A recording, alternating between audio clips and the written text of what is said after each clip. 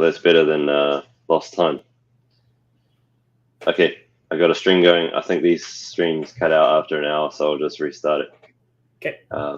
Okay, so I sent over a link with the test that I wrote. I was just wanting to make sure that those were okay. Yeah, on first read, what it seemed like to me is that there's actually kind of a couple levels of description in here. Like some of these are drifting into like descriptions of the overall system, the client and server layout, the interblock system or the interpulse system. Okay, which test are you talking about? Sim linking. I mean, I know basically that's something that feels lower level to me than like what a user would be looking for from the app. Okay, so let's talk about that more.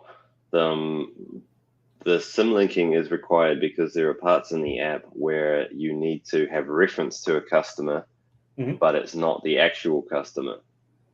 So yeah.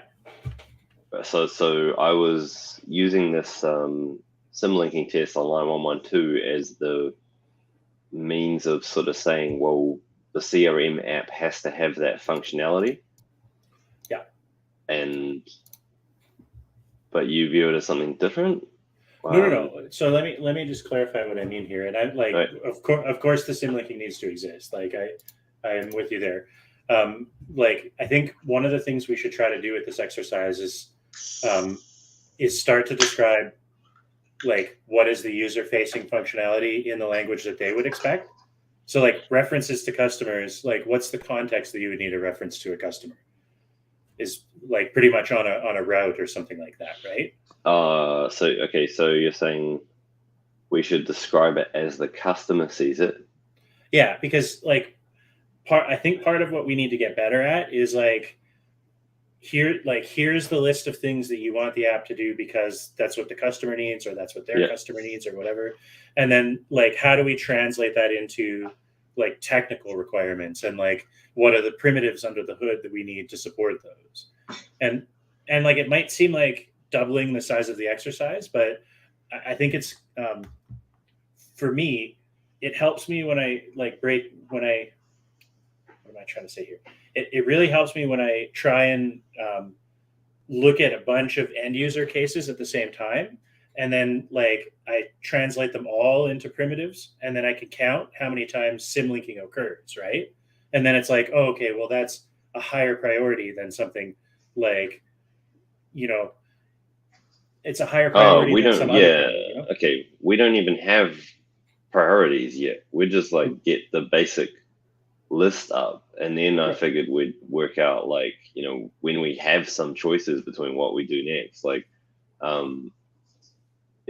the customer list is not every single story needs the customer list, right? Of course, right? And so in sim linking is like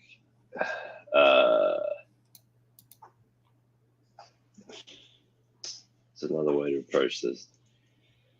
So in that Word document that I sent, which is like it's titled work plan, rather than an ambiguous name for anything, it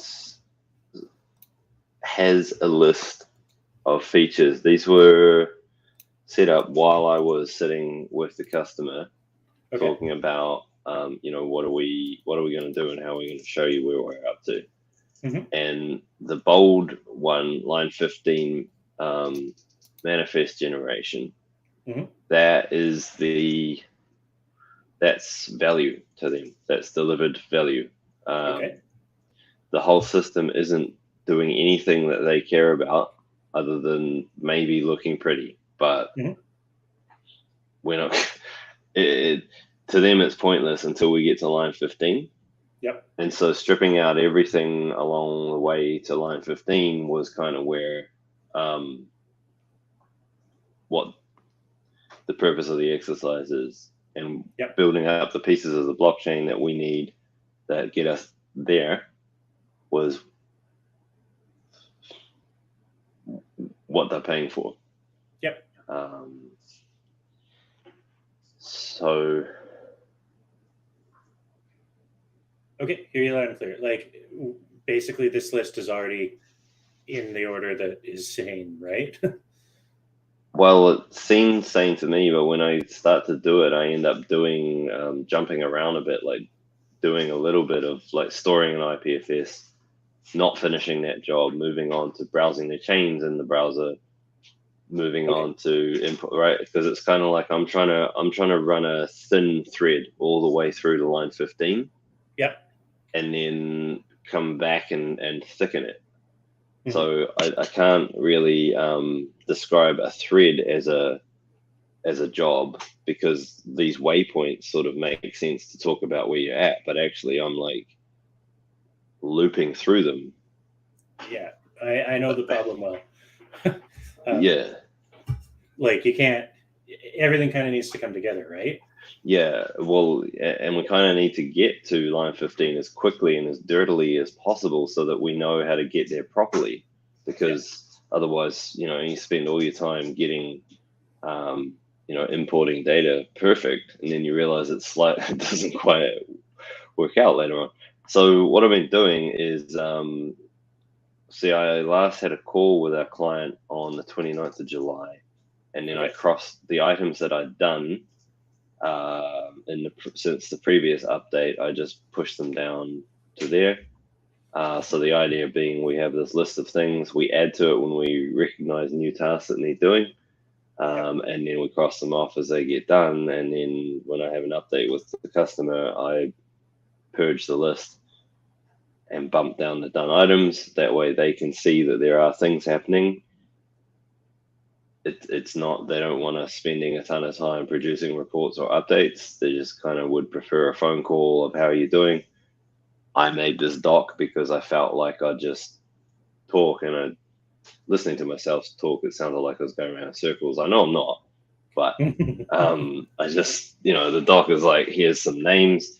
I was wanting to insert the names of these tests and CRM tests in there, because if we pick these names good, then if I'm talking about these same tests with the client, it all kind of, we are trying to do the same thing, not you and I trying to do one thing and then transform it into something that they care about, and then so that we're always talking in a completely different language to them. I kind of want it to be the same. It can be the same, so it should be. Right. Okay, so there's a chance here to, like, I mean, okay, so let me poke a hole in that, because I think, like,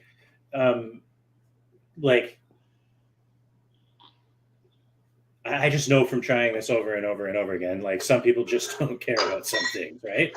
Yeah. Like trying to teach, like, the same language to everybody before, or like in the process of updates, like they care about the updates that they care about, right? Mm-hmm. So I hear you loud and clear. I'm having a bit of trouble figuring out how to, like, add value at this moment in time. Basically, like, I'm. Well, that's the problem. That's what we're trying to figure out. And we know that something can be done. Mm-hmm. It's a compliance system. It's an architecture, because if it doesn't contribute to line 15 being delivered, then we know that it's not needed.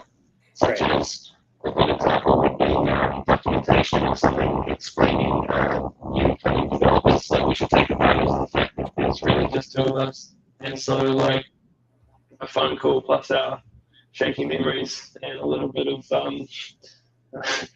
flair should be sufficient. But yeah. So I think the small tasks list here. First of all, your audio is getting wonky, like alien voice sounding a little bit. It's improving, but it was pretty bad for a second there. This small task list is, like, a really good lightweight way to do this, I think, right now. Okay. The only thing is, like, I need to figure out how to, like, go into one of these and write out a list of, like, how I think it would happen, and then have you say, okay, that's enough or too much or not enough. Yeah, or right. You forgot about this kind of thing, right? Yeah. Okay. Well, these small tasks are not, they don't really add meaning unless we have a unit test or an integration test for them, right? Is that a fair thing to say? Yeah, that and like context, like a little bit of reason why that task is the right like chunk to focus on right now. Yeah, right. Okay, yeah, right. So how does it relate to the work plan and getting to manifest generation? And is the test too thorough or the plan of attack too deep? Right. That kind of thing. Yeah. And like I hear you loud and clear about trying to run the thinnest thread you can from 1 to 15. Like I think that's the right way to go about it. But it might need to be a bit fatter than that just for the purposes of collaboration. Yeah, sure. Okay, well, would it be okay to go through this list of tests one by one and just make sure that, first of all, we are talking about the same thing, and then after that figure out, are we missing some tests, or is some other means of tying it all together missing? I think that's a good idea. Okay, all right, so we're on, oh gosh, did I edit this file and now I'm going to need to commit it? No, I didn't. Okay, my line numbers at most may be off by 1. Okay, so starting from the top, server factory was just like, how do you make an instance of the blockchain that contains the application complex within it? That would be the thing that the browsers will connect to. Added a bunch of just random test customers, 10 of them by default. Okay, so line 27 deploys the app. That's basically just does the deployment mechanism work. Right. Do we need deploy in this context means like that the running like backend can pick up the application and start computing it. Running in ignoring the network. Can you, on a single node, take the code that was written for the application, run it in the blockchain, and interact with it in some primitive ways? Right. So there's no change management. There's no uploading code from dev. It's like there is a bundle sitting right here beside the CLI command that starts the thing. It picks up the bundle and it goes. No, worse than that. It's sending in. It's treating the CRM in line 31 as having, it's a reified function. Okay. So it's not, at the moment, there is 0 loading from, because the isolation mechanism and loading mechanism would take a lot of time. We trust the code that is the dev code, I guess, at the moment. And so it gets loaded with the system. And so the covenants come in reified. So there's no isolation, no install, no converting from binary to loaded function. Okay. Yeah. And for development purposes, there's very little difference between the deployed instance and the developer version, because they just reload actual code. Right. It does some timing calculations and makes sure that parts of the app are available. That's about it. So then I've got like a to-do on line 64 that's basically talking about data validation for when you go to enter the data. Again, that should fall out by default as part of the design, because it's all centered around using datums and collections, where the datum includes a schema that specifies the shape of the data. And so really this test shouldn't require a lot of work. It's not like the validation needs to be done independently. The validation is done as part of the schema validation of a datum. Right. So, which is already done code, right? It's sort of done. It works under some circumstances. I'm still a bit flaky as to the exact layout of it. For example, if I have a collection of customers that are all supposed to have the same data shape, then should I store a copy of the actual schema that defines them in with each one, or should I simply store a reference to the collection that made them, so that it's just this is the schema template? And then how should I deal with the schema template changing but the data itself not changing, or the data, like there's all those kinds of life cycle type problems that need to be dealt with. I've sidestepped the whole lot of them by just saying, like, it just is version 0. This does bring up a good point, I think, about app delivery. I don't know how much your client cares about it, but like you like there are risks that can happen from things not being fleshed out enough, basically, right?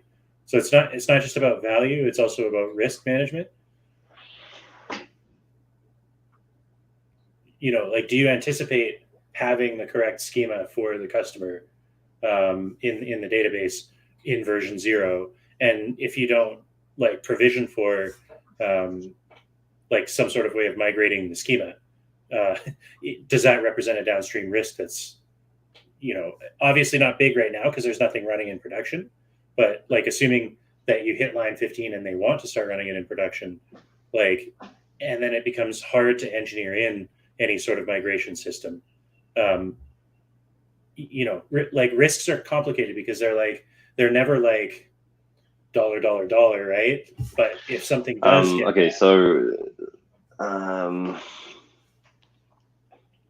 the way that the system's going to be running initially to provide them value is that it will do a complete pool-based synchronization from their accounting system. Yep. And then it will update itself, clobbering whatever was there before. So the data that gets stored in the system is going to be first of all, it gets recovered daily. So if we want to change the schema, we get it every day. We get a chance to do that.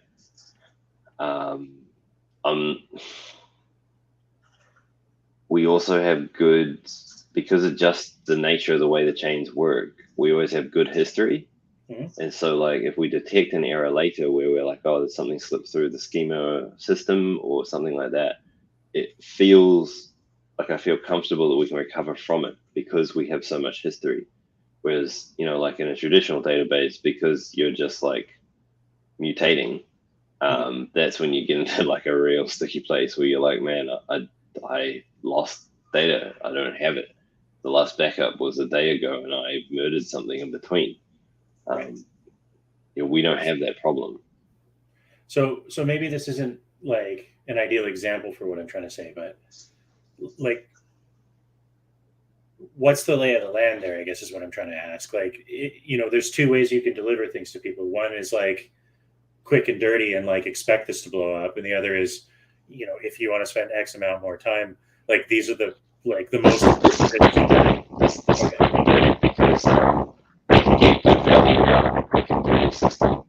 Okay. Because it basically can do that they will get from that notice generation is that they have an AE process in the middle. And so anything that does it, even slightly, it's going to be value to them. And so that quick and dirty is actually still very useful to them. Right. We have good integrity. Because of the fact that we pull in the data every day from the accounting system, we can lean on the integrity of the data from the accounting system to sort of keep us, we won't have compound errors. So it's to really dull it down. the initial release is going to be simply data parsing on a daily basis of what's coming in.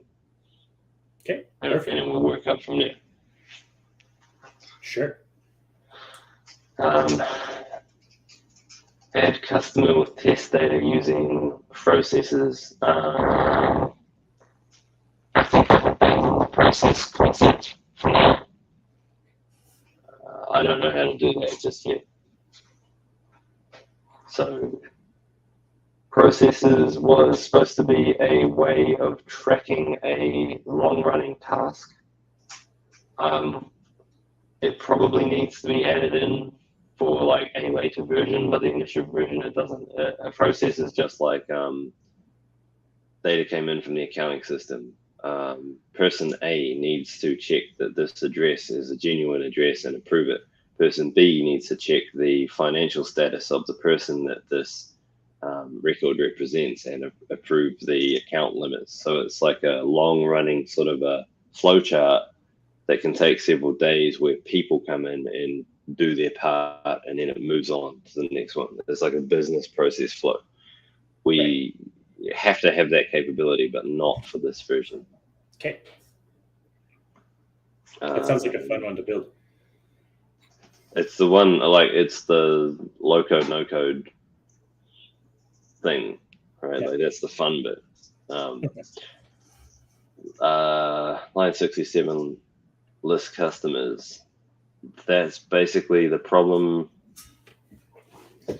The problem since forever ago has been having a large data set of customers.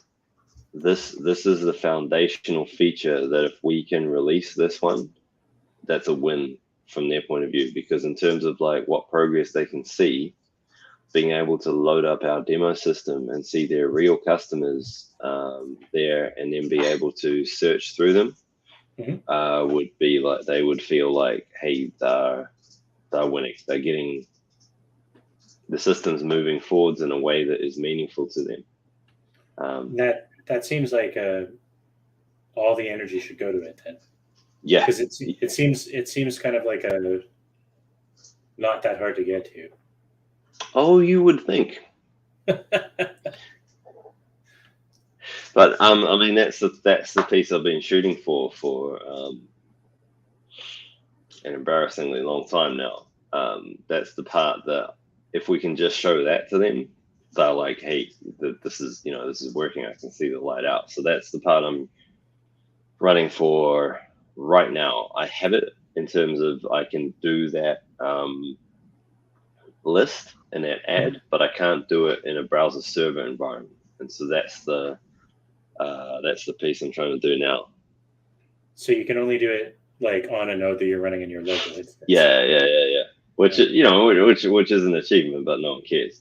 So I can, at the moment, I can run it in a browser node, save it, reload the page, and recover it.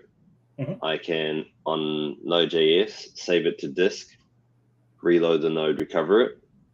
I can, under some circumstances, with a big star, browse the blocks using an IPFS Explorer. Now, obviously, that's a bad thing when it comes to their actual legitimate data, but the point being that it is legitimate IPFS structured data that can be browsed using the graph tools that IPFS provide. So this main one, line 68 through to 83, is like, that's the, I don't know, like, they would be very happy with that. That is measurable progress to have that working in a browser server setup. And what is sufficient for them? Like basically loading the page, having the browser-based CLI, and just tabbing through the list. Just typing LS and seeing their customers. Right. Would be considered like, hey, that's great. That's on the way. So the deal I struck with them is they, I'm like, look, keen to build your system, but it has to be on this blockchain thing, or else it's sort of contrary to my goals. they're like, yeah, okay, we get that. It's going to be some time. It's going to be a bit shaky. They would have liked their system sooner. I would have liked to deliver it sooner. It needs to be on this blockchain for it to be of interest to me. Mm-hmm. It's if our blockchain can't do this, then it's kind of worthless. These basic features are quite hard, but the point of them is that later features that get really hard for a conventional app are easy for us, like the disconnected operation, the having no servers, that kind of thing. That's all.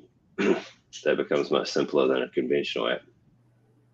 Okay, so your main blockers here are still basically app root, announce, and multi-threading. One of those three is the blocker. Multi-threading, not holding up anything really. App root, again, not holding up anything. Announce. How are you doing the aggregate data? Like, my understanding reading the documentation is that you need the app root in order to make the announce system not choke immediately with too much shit going through it. Yeah. So yes, you're right. AppRoot is required as a announce is the primary goal. Mm-hmm. AppRoot is sort of a corollary or a requirement of announce. Mm-hmm. Yeah. AppRoot doesn't seem that hard. I mean, I'm sorry for how rude that might sound, but it doesn't seem like a hard thing. It just needs to be done. Doesn't sound rude. At least it's not like the host chain or something like that. No, because all it is the work required to make AppRoot is that when any chain receives an updated pulse from one of its children, it needs to not just absorb it and stop like what happens right now. It needs to send an update up to its parent. And that, I'm not sure I want it to be an actual action. I want it to be system implicit, I think. So the system would know that, okay, this chain has just had one of its children updated. That means that I need to keep walking up with these new modifications, or these they're almost like null pulses. Like they don't contain an action, they just contain an update of what the next pulse is, and then you shouldn't need to send an action to do that. It should be legitimate that it bubbles up. We could just do it as an action and just be okay with that. Is there actions in the system that don't like go all the way down to user space code?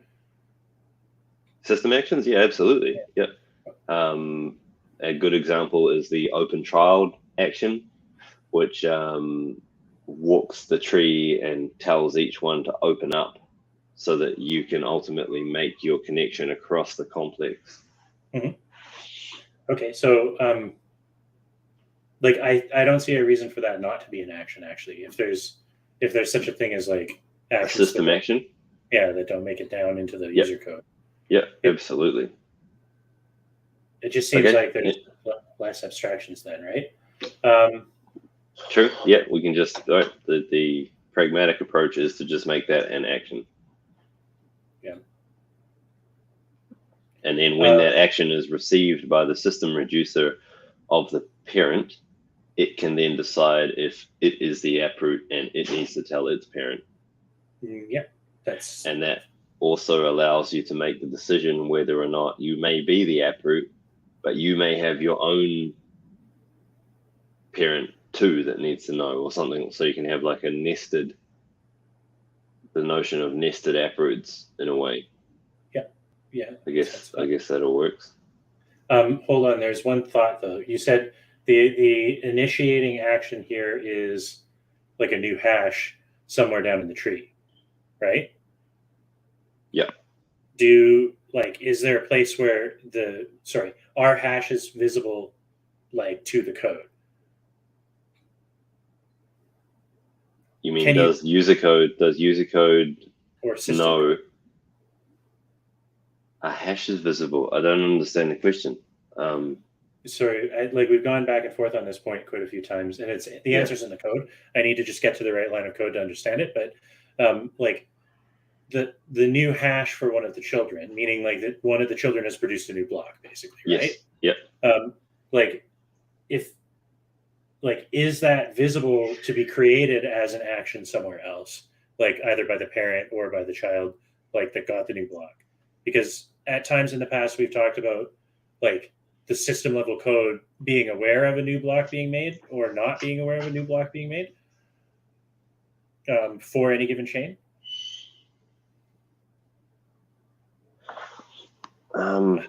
I still don't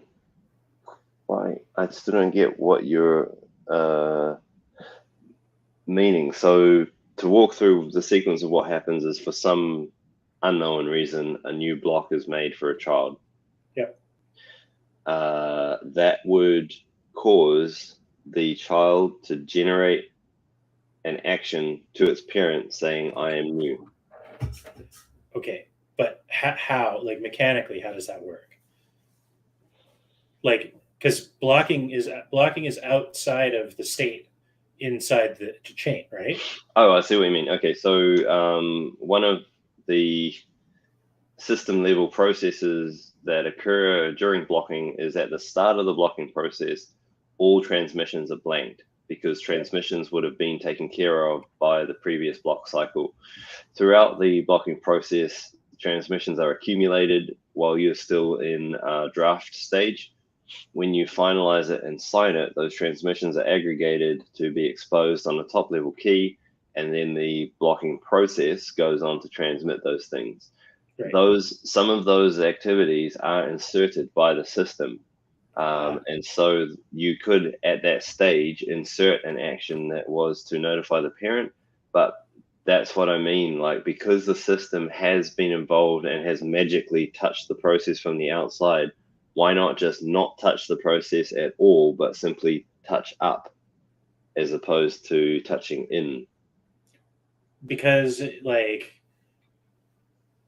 okay, I'm just guessing wildly here. Sorry. Yeah.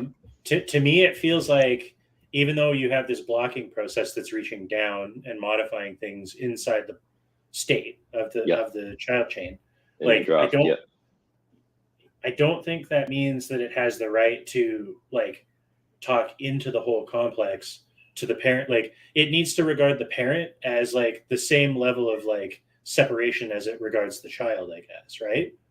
That's true, and that's a good point. However, a counter argument is that there is, in this new system of channel IPs, what I've relaxed is a constraint that used to demand that a block be drained of all actions that could be processed, including and especially draining the loopback channel. In this new model, you can pause execution at any point. So you can be left with an arbitrary number of outstanding actions that will need to be and should be, by a correctly operating system, should process those and drain them as quickly as it can manage. But the system is permitted to halt execution for any reason at any time and come back to it. Now, that also means that you have the right to make a new pulse that had no actions processed, but simply had modified its view of the channels that it's connected to, such as new pulses that have actions for it to process have been delivered. Now, it didn't process any of those actions. It just simply updated its awareness of what the rest of the app complex is trying to do to it. That feels like it's abusable. Why? Because, like, you're talking about like intent floating around the system that was never like created inside of like validated code. Basically, it's created in the runtime, not in the system. That's right. Right. That would be less abusable, I would say. Something like the process by which a channel has the channel has a key on it called precedent. Precedent represents the hash of the pulse that transmitted to this channel before. And so to update that as soon as possible, even if you cannot afford to drain any of the actions that also came with it, to update that as soon as possible locks the system in a less malleable state than if you didn't update it as soon as possible. Because if you didn't update it, the validator set could rewrite the chain, make a new pulse, and then tell you that that's the limit one. But if you include it in your awareness of the other chains as soon as possible, you ratchet the system at a fine grain than if it was only ratcheted when you could afford to process the actions. And so what I'm suggesting to work an action for updating parent about the child modification is that you are simply updating the ratchet mechanism that tracks what the child is doing. This is already a system action that is done. Typically, at the moment, it's only done when there are actions that are due.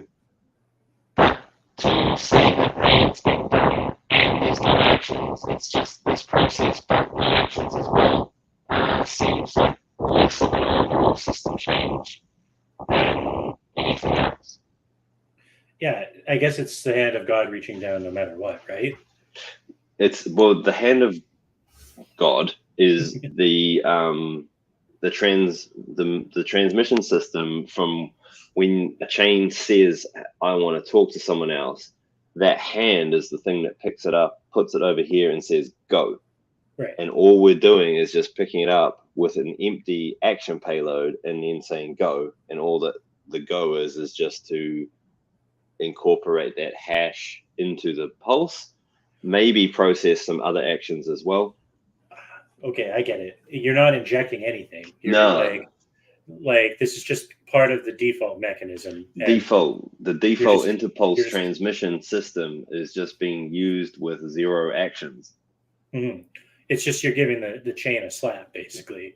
Yeah, just a little cheeky little tap, and then and then it ticks over, which could cause its parent to tick over, which ultimately stops at the app root. Okay. Yeah, so either way, it'll be an action at some point, right? Like, just so that there's no like extra band of processing that needs to happen. Like, no, it doesn't need to be an action at all. So how does that hash information about the child get transmitted to the parent then? Okay, this is. I like how this is working because it's like testing that we share the same mental model and gives me a good chance to explain parts of the code that have deviated from last we worked on the system. Okay. If I could get you to look at the file named interpulse in W8 IPLD. This is a special class. This is the class that the whole system is named after. It inherits from nothing, and it is a magical bastardization of the structure of a pulse. It would be most likely closest resembling a view of another piece of data. So an interpulse is a view upon a pulse. Now, you can see on line 39 that it basically accumulates these 6 keys out of the pulse.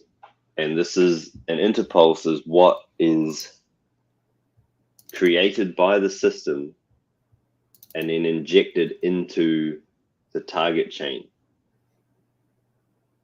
In the full-blown IPFS version, when a new chain is made, the transmissions are the chain transmits by simply advertising "I want to." The system then, in the IPFS version, looks at that, pings the validators of the target chain and says, "Hey, there's a new pulse for you." They reach across and grab that pulse and convert it into an interpulse, which is this restricted view on that pulse. Right. Keeping in mind that if the validators are hostile, the permissioning scheme would have kicked in to only allow them to view the interpulse components of that pulse, not the whole thing. Right. Take that interpulse and inject it into the target chain, and then give the target chain the opportunity to be processed or drained if there are any actions. Right. In the case of a child updating the parent, you can just do that actionlessly because TX is on line 44. Yep. TX is just simply empty. So you run the whole process exactly like what it would normally do, except TX is empty. That's the only difference. Right. And that's only in the case of parent-child updates. Right. Or child-parent updates, I should say.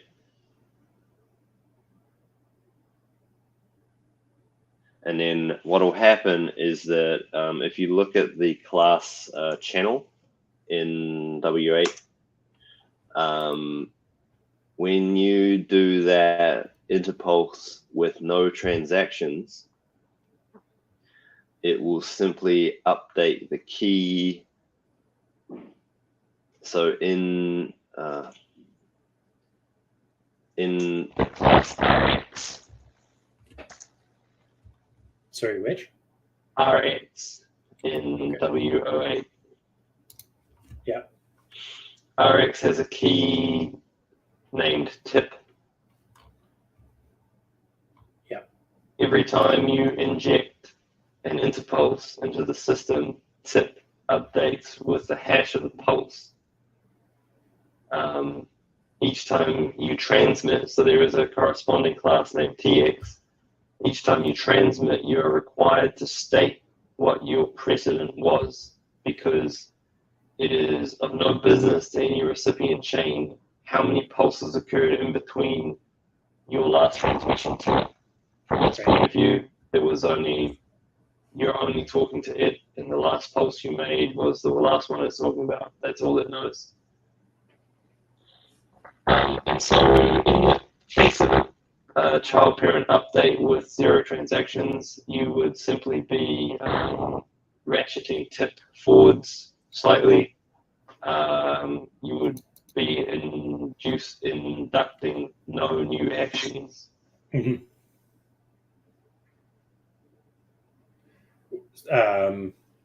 This is a child has processed actions, and the system is updating the parent.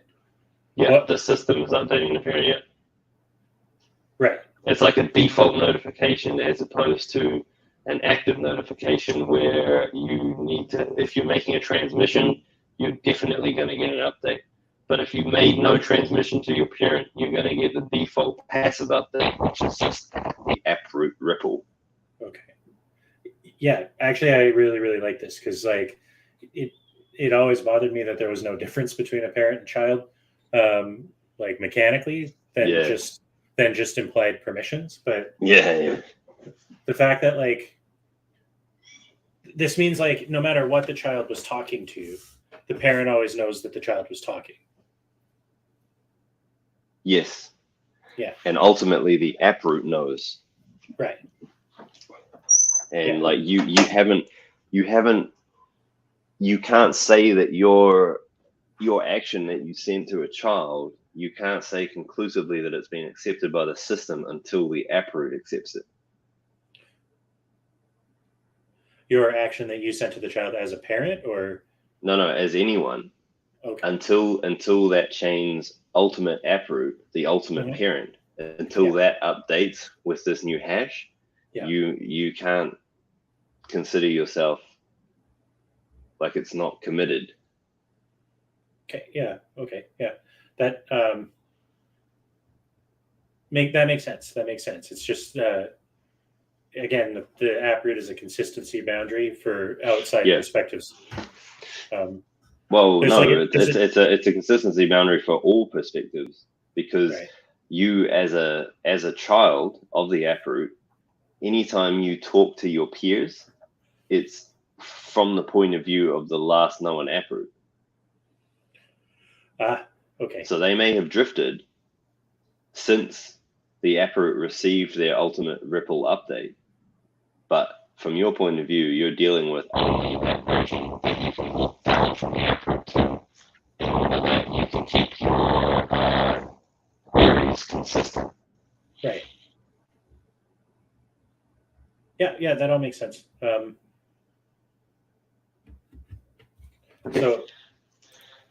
So that's one sort of so AppRoot needs to happen so that we can have announce in a clean, consistent way.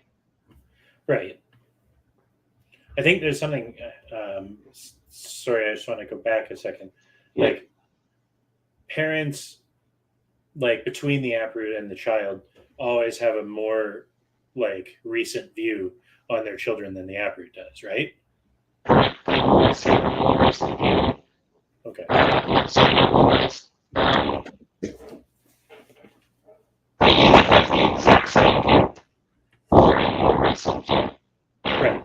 But consistency of the system always strives to bring those views to convergence. Okay. Yeah.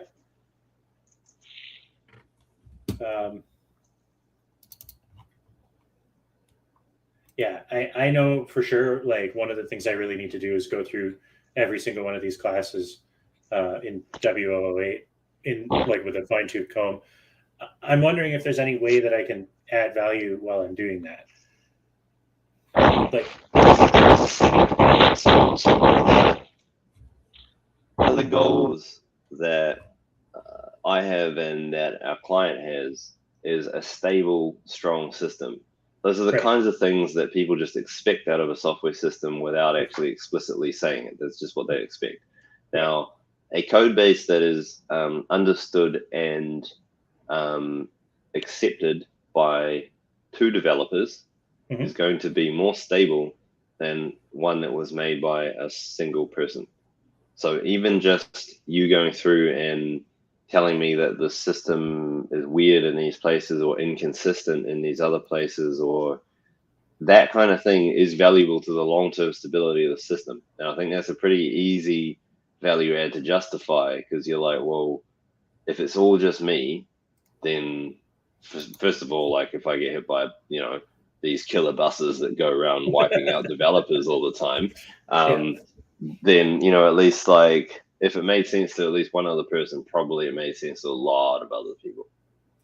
Right. What I feel is missing from the class system here is, like, I know that all these pieces fit together.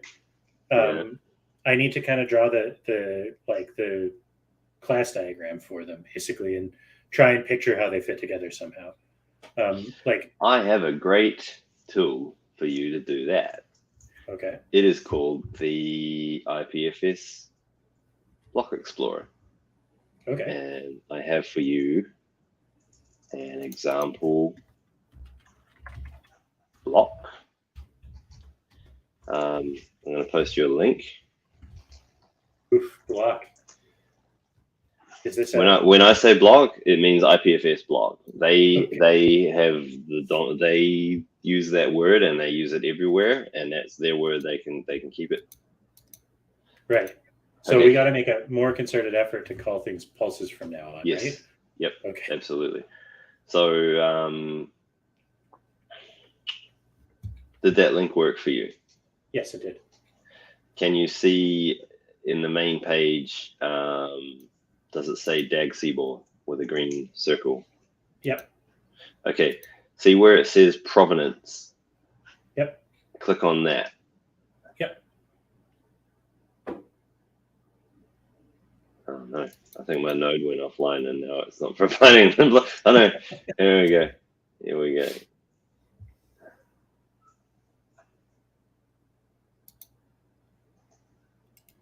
Oh, I see. There's a bunch of children. This is cool. This is what I was looking for. Yeah, right? Like that's IPFS, man. That is genuine public IPFS that generated these blocks because I was navigating the COI making these blocks with every action that I did. I want to see the whole thing. I don't want to see it one friggin' level at a time. Look, well, you can't just if you want that, yeah, if you want that, there's a function that comes with every class called dir. So if you generate a pulse in code and then call .dir, it will spit the whole thing out to console. Right. This is exciting. It is, right? Like that's the public IPFS network. I love the I just think in terms of network diagrams, hey? Like yeah. I've tried really hard to make my brain not work that way because nobody else does. But as soon as I see it, it just makes more sense to me. I know. I don't know how you can see it any other way, but yeah. So the path obviously is DMZ, state network, all those things. Yeah. But fun times, right? Like this is the whole this is the thing. We've now connected ourselves to a wider range of people who have similar goals. Right. And this is some of their tooling that we now just consume and lean on. Right.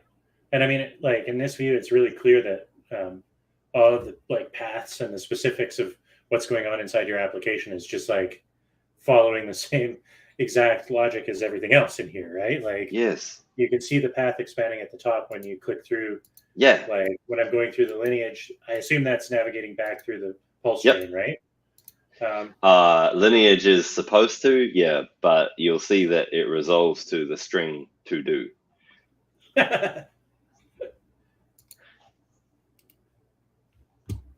Well, that seems like an important one to get right quickly. Yes. No,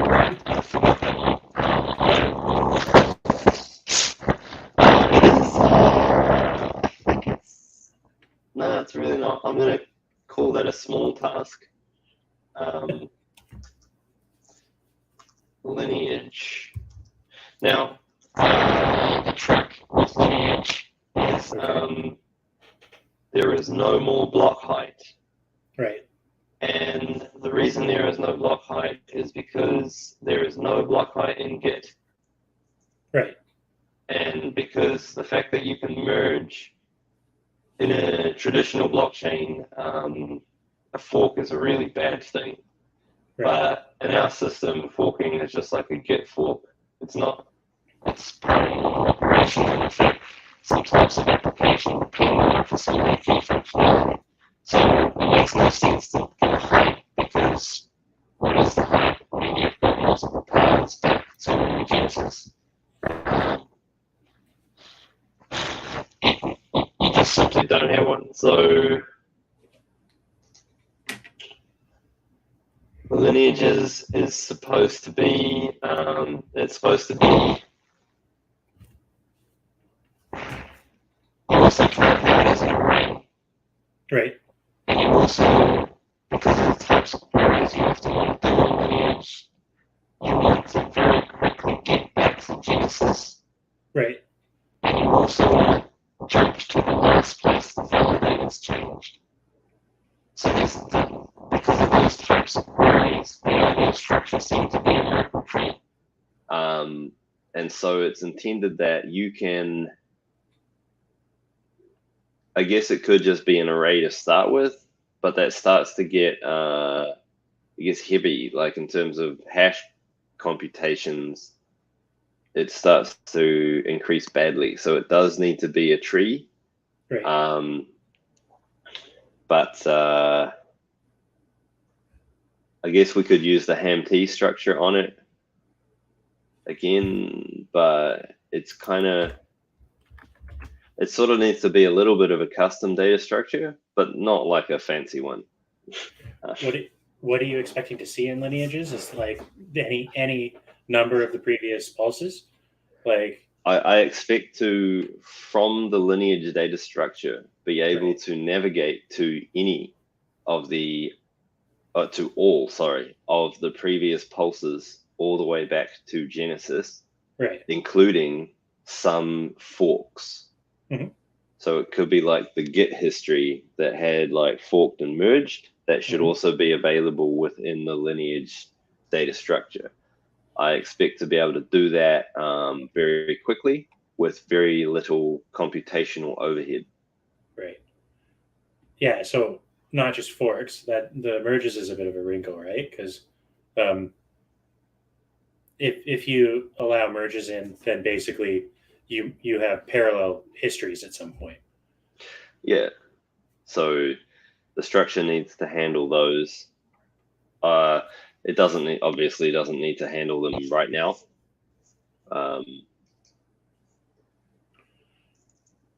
Yeah. Yeah, I guess there's you you probably don't even need forks right now, right? If you're just replacing Nah, keys. dude. Nah. Yeah. So I guess right now it could just be a simple Merkle tree would be sufficient. Um, in the near future, it would be nice to be a trickle DAG, which is just makes it cheaper to add the next node and faster to look up the nodes that are closer to you in history. But just a Merkle tree is perfectly fine right now.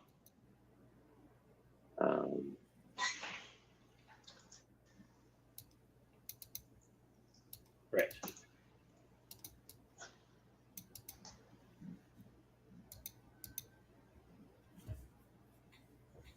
It's cool though. Like it's just like it's so close. Like the hard parts are done, and it's here on IPFS. Yeah. And we'll figure out lineage. It doesn't need to be a big deal. And the weird thing that started to become apparent from working on the apps was that most of the time you don't care about lineage. So like we could totally launch without really any functioning lineage system, and it would still be providing value, because I mean, what lineage does a database have? None. Still useful. So Right. so long as you had an app root, you then have the complete system at that point. And then, yeah, the lineage of the app root gives you the snapshots of the whole complex rolling back through time. But yeah, I mean, I'm super excited. I mean, about as excited as a programmer can get, which probably looks about the same as a programmer being upset. But this is it. This is the thing. Yeah, I don't know how many block explorers I've seen over the years, right? Like I like that that's basically what this is, right? This is the block explorer, and I hope it's sort of, you can see that some simple modifications can make it much more tuned to us. Even their generic one is pretty damn good for our purposes. It hangs every once in a while pretty hard. I'll give it a break. I mean, it's the new internet. Right? You can't. Just think about how annoying the internet was at the start. Like it was like 10 years before someone made DNS. DNS, no kidding. People were using IP addresses. I'll show you. Hang on. List of RFCs. There we go. So we have here August 28th, 1980, UDP. Then about a year goes by, TCP. Then 5 years pass, DNS. So for 5 years, everybody had their own little like phone book full of IP addresses they cared about. yeah, Right. absolutely. And then there's some worse stuff as well, right? Like 16 years later, email. 17 years later, DHCP. You know what I realized about like a system like this recently is, man, I really wish they would have just like got working on IPv6, because like if everything has a static address.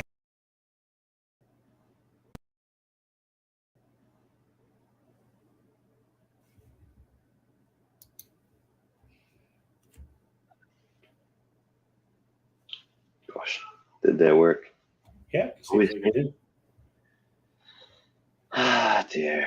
The internet. So beautiful. I noticed you have less robot voice if I interrupt you every once in a while. So that's why I've been talking more. Do I sort of get into a bit of a monotone drum, do I? No, it sounds like crazy. It's like there's some noise on my end that like maybe my mic is amplifying noise when I'm not talking enough. Oh. And then it's just feedbacking, and you eventually just turn into like a robot voice. I don't know how else to describe it. Yeah, wow, that's weird.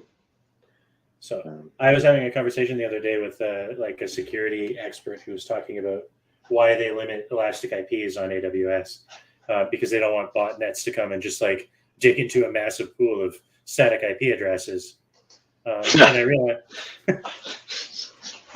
I realized that like bots in our system are toast, because like once you know what they are, they become ineffective because they have the same address for the rest of time.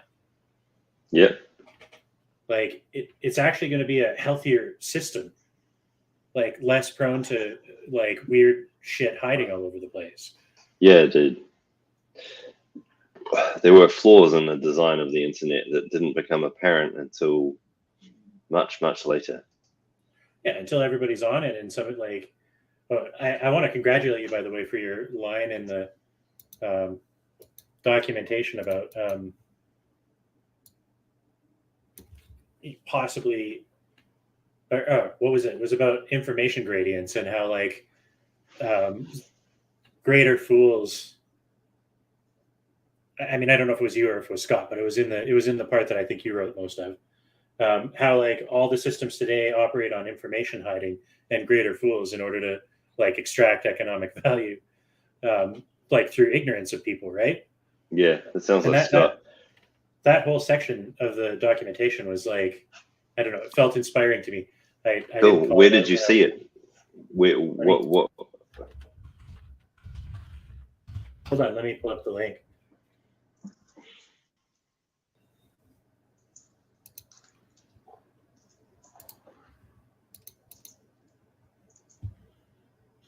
I think it was.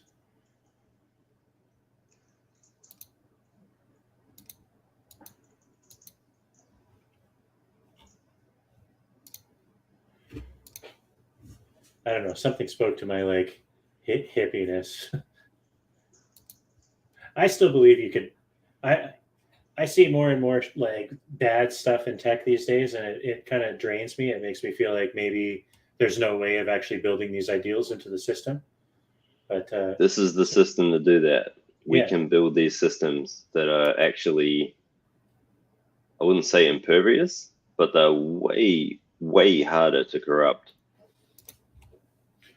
So Live and Dust is where most of the upcoming protocol stuff is, or? Yep. So that's our version of the RFC pool or stream or dump site or something. Our RFCs are there. Right. Request for Dreamcatcher. I think it was somewhere in here. It was in the crypto free liquidity pooling. Oh yeah. Okay. I'm actually like, I'm very happy to read that too. I suspect like a cryptocurrency will probably form on top of it at some point because Yeah, but it's not you can use this software to make a cryptocurrency. That's not our problem or our business. Our business is packets. We track packets, which are objects, and we make the system track other objects in the world. If you want to exchange them for other objects, that's fine. If you want to invent a currency, I'm personally not going to get involved in that.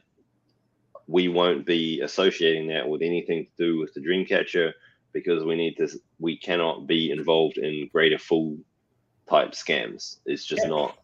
It's not. We need to stay pure. So,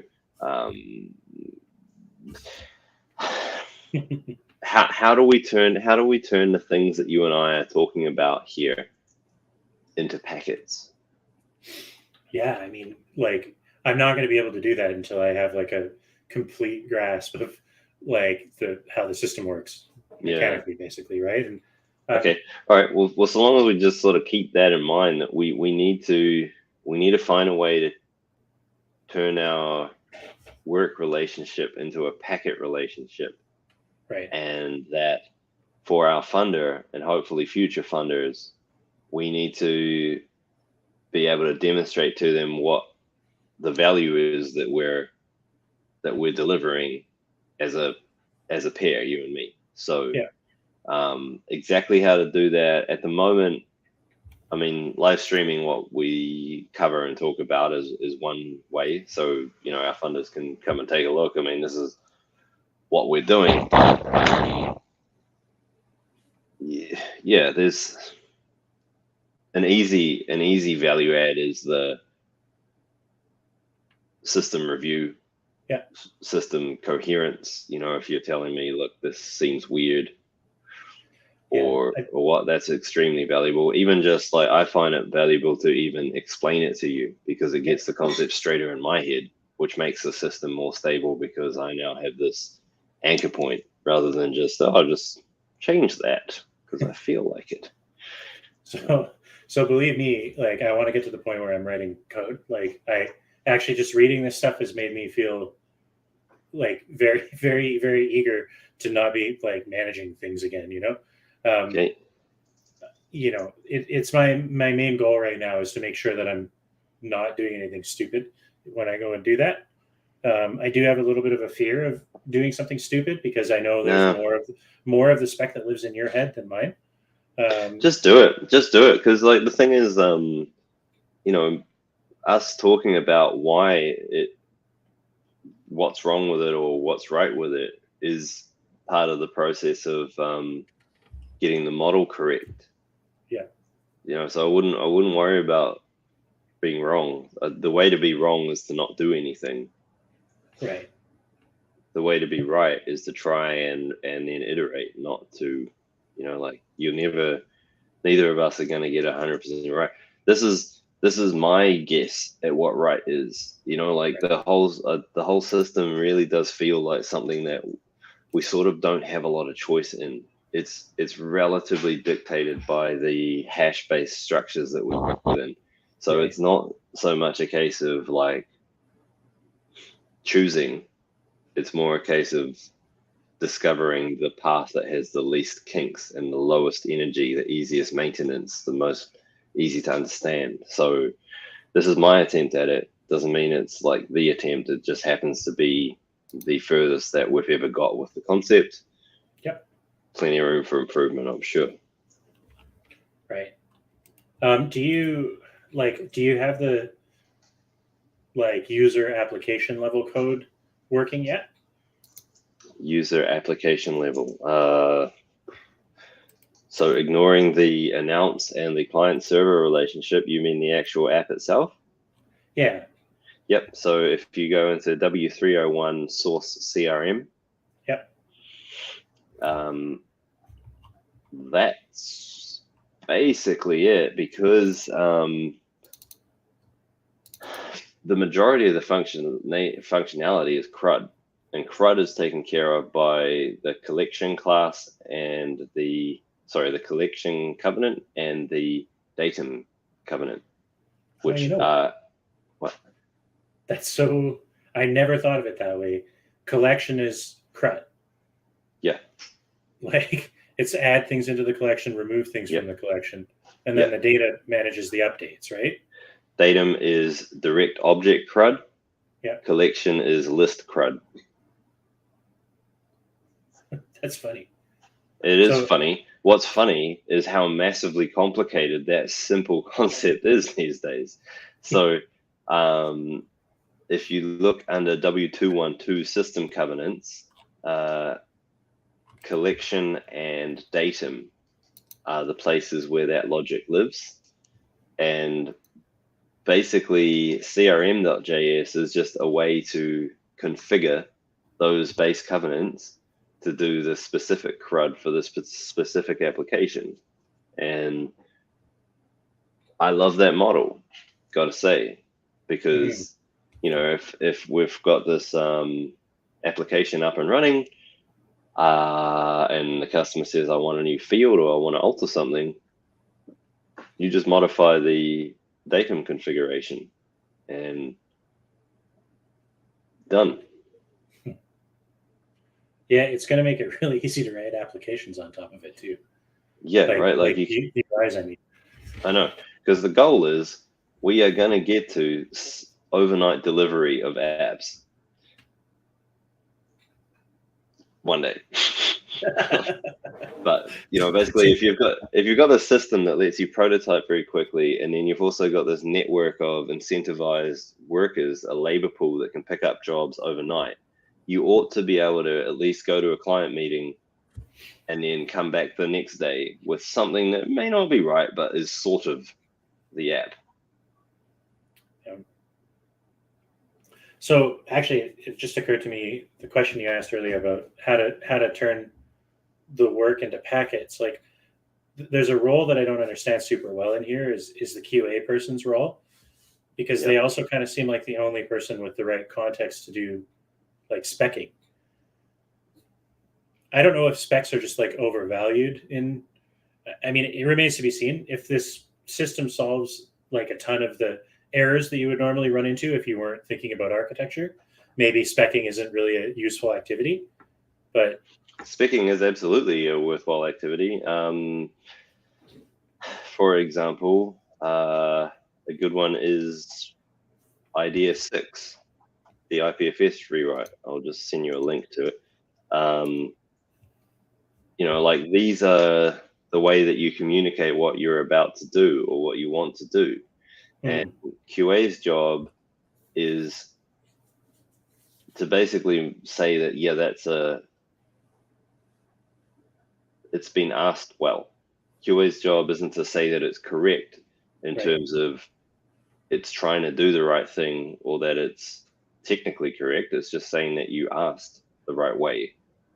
Like there's something, it's actionable basically.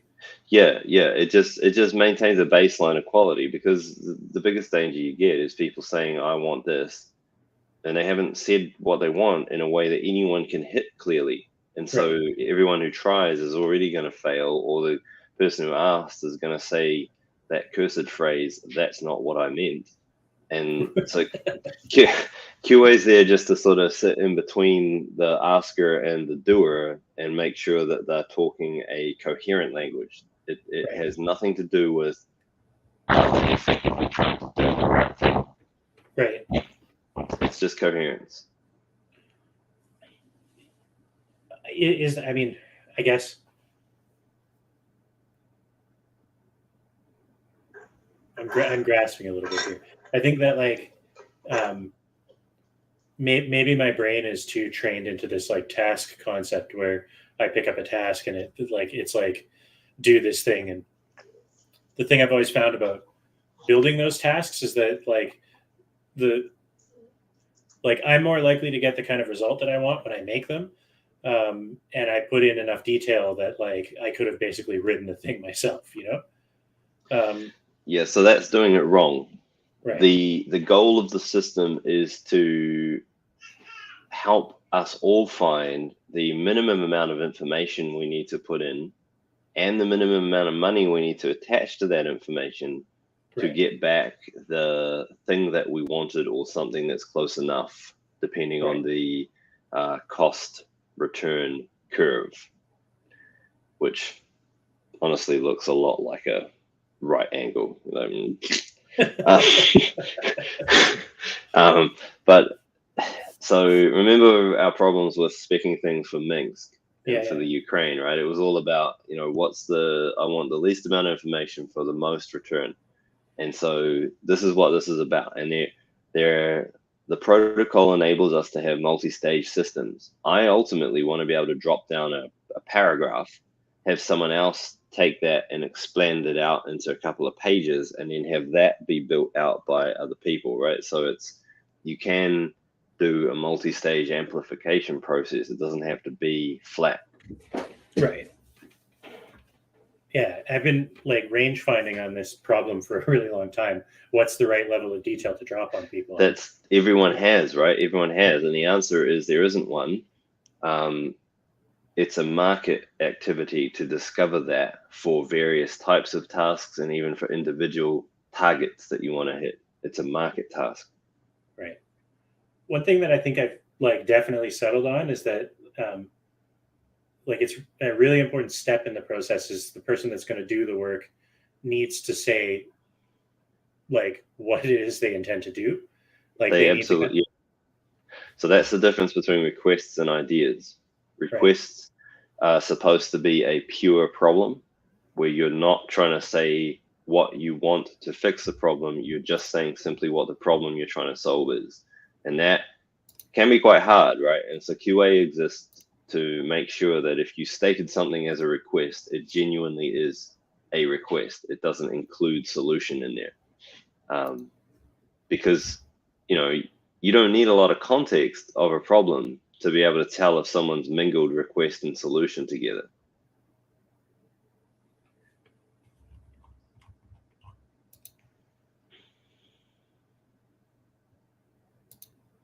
But yeah, man, look, we can absolutely build these systems though within Grasp. So yeah, no, I'm there with you. I need to just throw a bunch of stuff into the Block Explorer here. I'm sorry, but I'm like a little kid with this Block Explorer. It's been in the back of getting with Twitter shows and whatever we tried to do several companies ago for a Block Explorer, and here we have this generic thing that's kind of good enough, and you can make, it's thrilling actually to be able to navigate on blocks like this. And so keep in mind that these tools will be what's available to us to debug the client system when it's running, right? And then you should be able to go to any particular block in the tree and then rerun it and make your patches and check your code against that very particular fault. You should be able to auto-generate a test case that pulls the block from the interface, runs it, and checks that the output is correct. That's I never thought of that either. That's something like Sentry where it records individual errors, but you could turn each one of those into an actual full-blown smoke test every single time you run it. Every single time we see an issue for us to solve, we can automatically snapshot the block that the attack is up to and include it with the issue. And then we can recreate their exact system state straight away. And then once we've solved the problem, have it automatically included in the regression testing. This should be easy. Just get off the ground.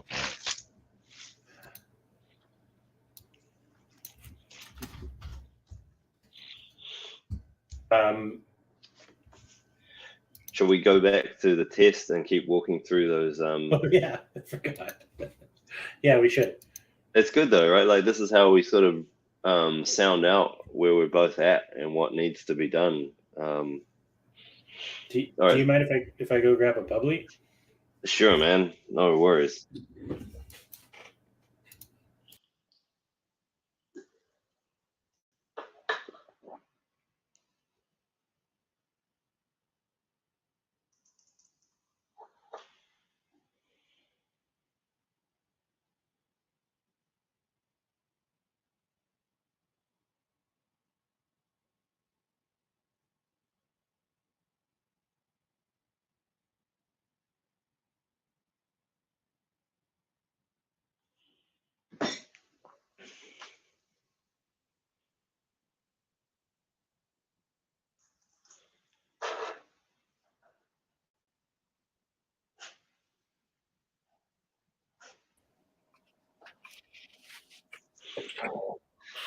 Right. Okay. So we've covered list customers basic, right?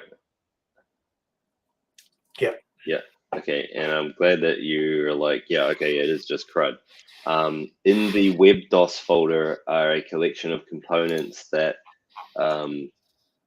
do things like display mapping, but all they need is like the CRUD is what backs that. So there's a GPS datum for each customer. The mapping component just simply reads that data and presents it in a map. And so part of this DOS framework that I keep going on about is like if you build your app in this CRUD based way and then you make these view components that just read it and present it, you can make a replica of pretty much all the popular Web 2.0 apps, but they're fully backed by this CLI, which means that you can, first of all, test them in a scripted way without having to like find heading H1, click. Like it's like, like, right? You can also make a generic interface on any app that simply, because in the API that's provided with each covenant, it knows what the actions are. You can generate forms that can automatically interact with the app. You can sort of like just very loosely script out a prototype, and then the UI components discover what they should look like, and you've got a fairly usable app. But the best part of that DOS framework is that you can start to nest pieces of applications inside other pieces of applications so that you can consume them in a more suitable fashion. So you can like nest the IRC app inside of the email app, and then suddenly you've got like email plus chat, and like it's sort of like it makes it more composable rather than these apps that like, how would you merge Gmail and Slack right now, right? Like apart from the way that those software entities, which is all they really are, the way that the whole corporate structure goes around them, they will never ever mesh like that, because it's just the politics is wrong, let alone the mechanics. And so with a system like this, where you get the mechanics and the politics are designed to mesh smoothly, you can start to hit what consumers want better because of following this framework. Yeah, I'm with you. It's like the ever-changing Star Trek interface. You just keep drilling in and expanding things.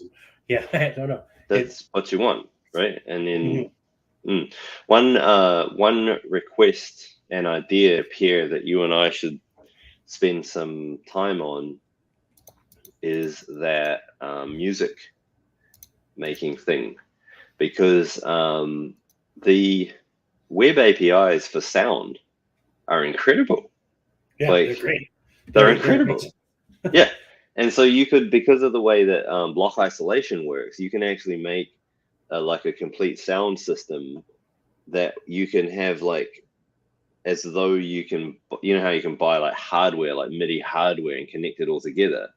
Yeah. And each piece doesn't have to trust the other piece because they got their own isolation. It's sort of like that. So the app is like this thing that you start dragging bits in that were made by completely different people, and they all run in isolated bits of code. So it's sort of like you can assemble this, whatever you call it, a stack.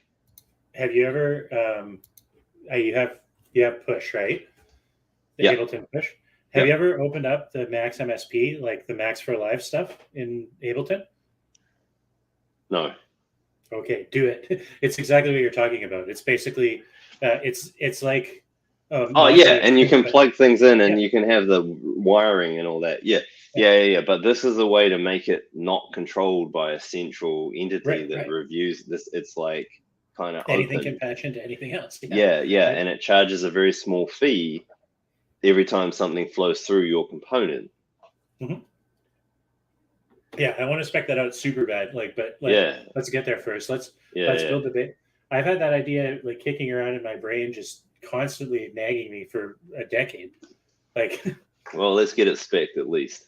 I think I can help you there because it fits into the generic model of an app that's constructed out of distributed pieces.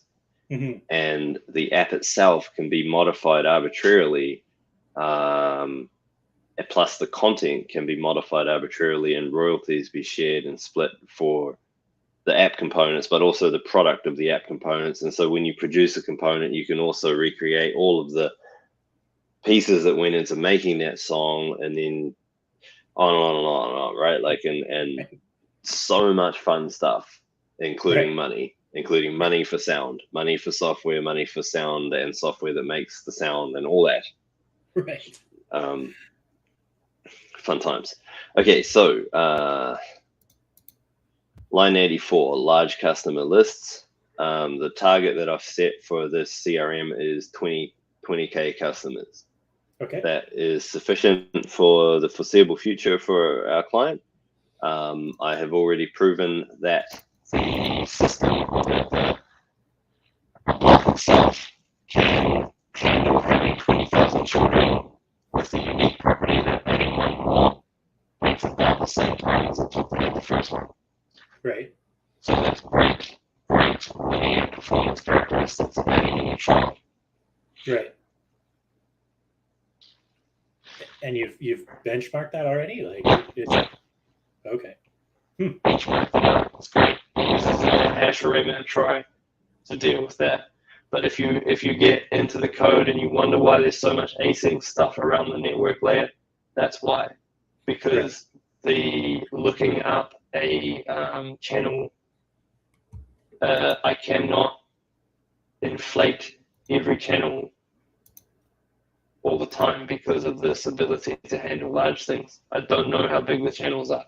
So you need to use async to dig into the IPFS layer to recreate parts of the try in order to get your channel at US. So that's why there's so much async there, is to be able to handle large numbers of channels like a breeze. Right. So just a like sanity check for me here. As soon as things are ejected from channels, like from the perspective of the next blocking process, they're ejected for forever, right? Like they're always referenced by hash from that point on. So there's never any risk of like two different validators having different things that they've loaded in, like in order to run the code at that moment in time and coming up with different blocks because it's always ejected by hash and inflated by hash. So there's no danger of that. Another type of fault would have occurred for that to happen. Right. It was probably a fault in the cache that I put in front of it to make it go quicker. That's probably where the fault would be. Cool. Yeah, so like an example of a packet, and you may tell me that maybe this packet isn't worth doing, or maybe it is that that ORM interface, because I do believe that extracting that out is beneficial to this project because it will stabilize that layer. There's also a case to be made for having encryption. The encryption ought to go in at the ORM layer. Right. And so having that too separated out as an independent thing means that we can pursue encryption independent of any complications to the primary core code or the engine. And so the ORM layer you're talking about here is the the block structure, the pulse structure. Yeah. Because those structures were all the logic in the classes in the W8 folder are designed to be pretty much independent of how they are stored and revived. Right. They straight up don't care. So a clean break between that purpose would yield benefits, I believe, in terms of stability, speed, and allowing encryption to be pursued independent of the main core code. Like it could just sort of turn up one day. It's like version 2 encryption. And you would encrypt like on a pulse by pulse basis, or like all the individual data structures inside the pulse? Everything would be encrypted. So what you do is pulses, just like any bank, packet first have to be read from the ledger. And so you would generate the leaf, then you would encrypt it, and then that's the hash. And then that gets fed up to the next node in the tree, which does its computations in plain JSON, including the CRM of this encrypted block. Right. Does the encryption and then does the hashing and feeds that up. So at the top of the tree, you've got this CID that represents a piece of encrypted data, and you're like, I can't even see in that. When you decrypt it, you get the JSON plus the CID links to the other encrypted RPFS blocks. Right. Look that and proceed that. So it's transparent from the point of view of the influences that make up the pulse structures. We don't be aware of whether they've been encrypted or not. But be great. Yeah. Yeah, that's insane encryption, actually. That's like you're ejecting something out, encrypting it at the same time, leaving a reference to it, and then encrypting the reference. It's like many levels deep, right? Yeah, but I don't know a better way to do it though, because otherwise you're like you lose that ability to one of the great properties of the structure that's in use here is that it's only diffs. Like each pulse only adds the data that changed. Right. And so putting the encryption in at the ORM level still gives you that benefit where, like, you know, you're just referencing back to these encrypted things that haven't changed. So yeah. No, I mean, when you explain it, it makes sense. I think that's the right level. The only other kind of encryption you might want is like only the whole pulse, basically. If you do that, you will waste a lot of data because you can't do diffing to a previous pulse. Right. Yeah. I guess you can't because everything is like ejected into its own IPFS blocks. It's like you can't really treat the pulse as like a whole thing anymore, right? No, and especially with the HAMT, the hash array map trie being left dangling by default. You know, like you retrieve the pulse and it's not even really a full pulse, and you kind of don't want to take the hit to fully inflate it either, except for periodic checking. So yeah, it's a funny thing.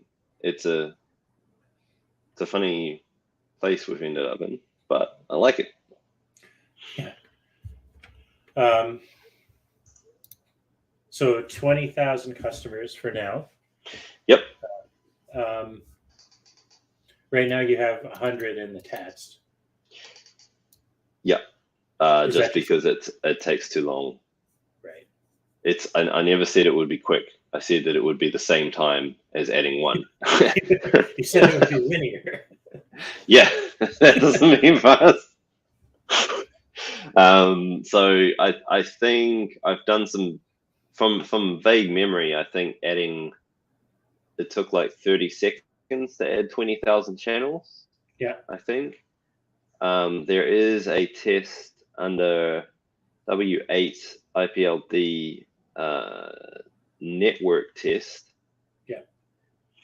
I think that on line 62 test large network, you can run that test and prove the linear nature of adding a new channel once you increase count to 20,000. Right. I forget how long it is, but I think it's like under a minute, which is pretty good because, like, I mean, no human's going to sit there and poke add 20,000 times that much.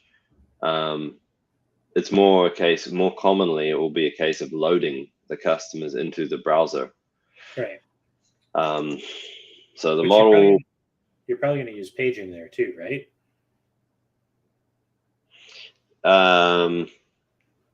Yeah, but what I was planning to do was to make the browsers continually pull down the entire app root.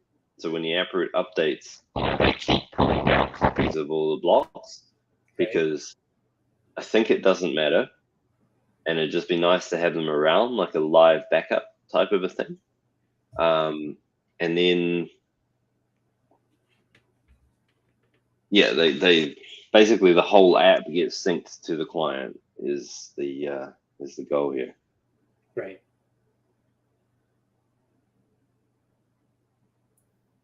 Yeah. No, I mean that makes sense. You wouldn't want to do that on the fly, like as much as possible, right? If I'm working with this application, I want to have it kind of loaded. Yeah, so the next time you come back, it's basically, first of all, the offline version starts. It tells you that it's offline, but at least you have your app and you can answer queries on the phone, even if you've lost your connection to the main network. So I guess the WebDOS project has a major packet of work that's due on it, which is to make all of the UI components be able to represent offline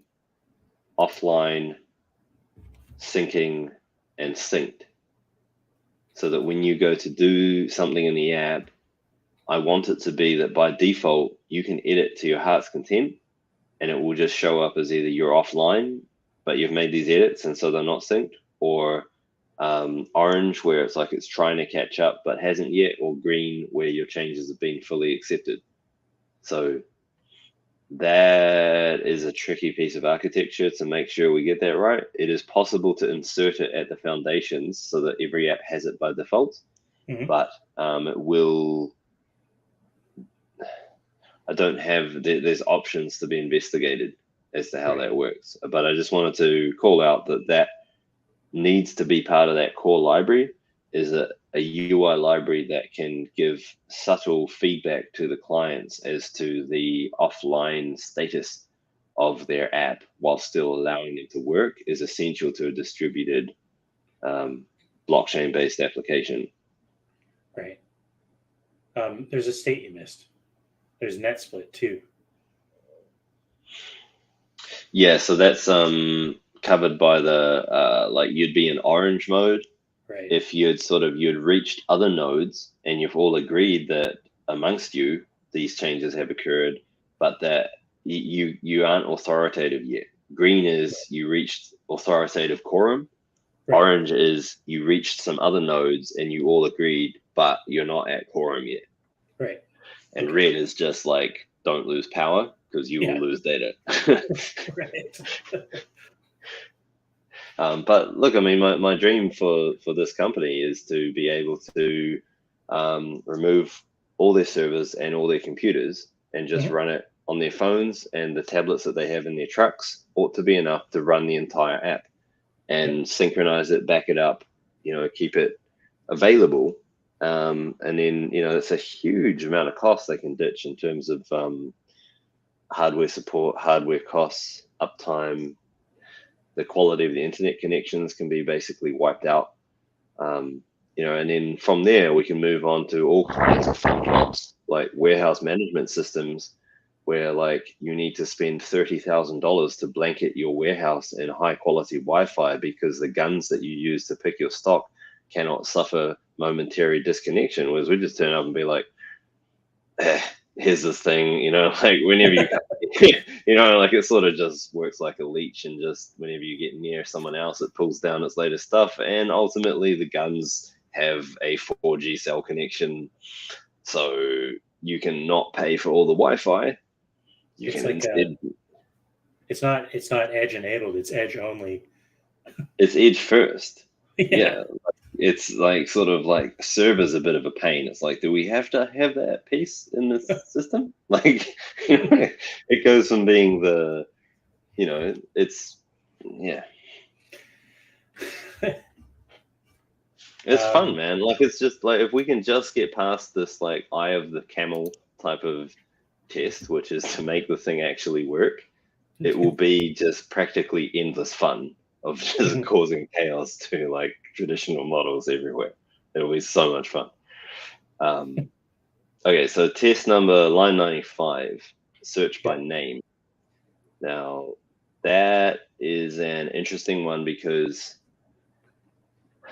the functionality the customer wants is they want to have like an omnibox search where they'll go in and they'll type something like the person's name is Margaret, and as they get to like Marge, they want like all the options that it could have been to show up and get narrowed down as they keep hitting, right? So that's a great example of a query that, whilst their shell chain would have been updating from each key press, you do not want to modify the application state just because the user was querying, right? Like asking a question shouldn't change the answer. So that's where it's advantageous to have the whole app synchronized down to the client. And so it's just locally reading all these blocks. If it finds a block it can't read, it requests it. The system's using IPFS to pull down the blocks. So we're sort of able to present these live search results without modifying the app complex itself. Right. And right now, like that's the way it already works. If I'm going to go dig into the state in one of the pulses and it's not there, it would request on IPFS, right? There's no like new networking stuff that needs to be built for that. No new networking stuff needs to be built. No.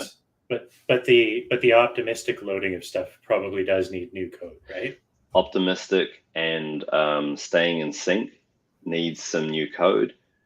I'm imagining that that's not terribly complicated, because the tricky part is getting the announcement to work. And once you have a new app route announced, walking the CID links to make sure you have everything is tricky. Mm-hmm. You could maybe even get a bit more fine grained than that and use recent queries, like to just probe pulses, basically. Can you elaborate? Like if you kept a log of like all the things that you clicked on and like searched for and like navigated around recently, like you could use those to just like try to access the same things programmatically. As a set of test cases, or as a means of keeping the cache warm? As a means of warming the app up, basically. Oh, right, yeah. So IPFS does that by default anyway. That's its architectural design, is whatever you asked for last sticks around so that you can serve it to others. Right. So we wouldn't really need to change anything for that. I guess just because you search for something before doesn't mean you're going to search for the same thing again. I don't know. Yeah, that's a $1 million question, that one. Mm-hmm. Mango, I don't know if we need Mango style queries.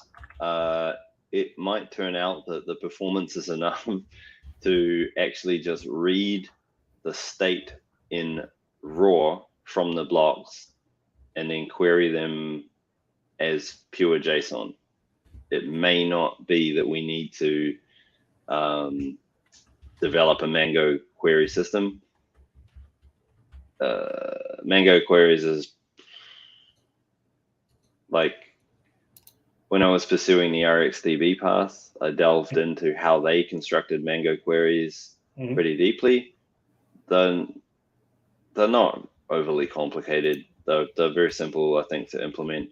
Another option we might take here for this search is building up an index within the collection, where we just sort of make this massive wad of text that just contains all the words of all the children, and then we're like, well, load that into RAM, search it, give me the results. So like an index for a database. My first and naive hope is that just reading the data raw will be sufficient performance to, I mean, it runs in a browser, right? Like, I mean, if it took like a couple seconds to get back to you with your result, no one would probably flip out, as long as we played like a nice animation or something in the meantime. Right. You know, it'll work, be fine. But I guess maybe that's somewhere where multi-threading would start to be felt or missed, as if that was all happening in the main thread. Right. Give me like, do you mind talking a little bit of like just rough outline of what you think the multi-threading needs to work like? Absolutely. I Because have that written down. I smashed into this one super hard a few times before. Like, it's really hard to get a common framework for multi-threading in Node and the browser. It's here now. Is it? It's called Tiny Pool. Tiny Pool. And how fast JavaScript goes. This move to ESM has been brilliant for the JavaScript community. Like, it's caused a whole bunch of new things to pop out, a lot of unification between Node and server. And then, we got Deno on the horizon. I mean, ultimately, we want to run on that. So, ESM all the way. It's better sandboxing, eh? It's like every Node process works like a browser. Deno's beautiful. Like, it's so. I watched the talk from Mr. Dahl about his regrets about Node, and he's like, "Yeah, we just poked holes in the V8 sandbox all over the place, and we should have been a little more careful because then we could have given everyone process isolation for their workers." What a concept! Yeah. Still, that's how progress really works, right? Is like somebody breaks something and then somebody else fixes it, and sometimes they're the same person. Yeah. Okay, I have written this down. I can't find it because all our notes are in a bit of a mess at the moment because we don't have the Dreamcatcher. But the interesting point about multi-threading that we should keep in mind is that I think it's identical to isolation. So those two properties of the system should be tackled as the same thing. What I do know for sure is that a service worker is required for IPFS because it needs to lock the database based on the domain that the app loaded from.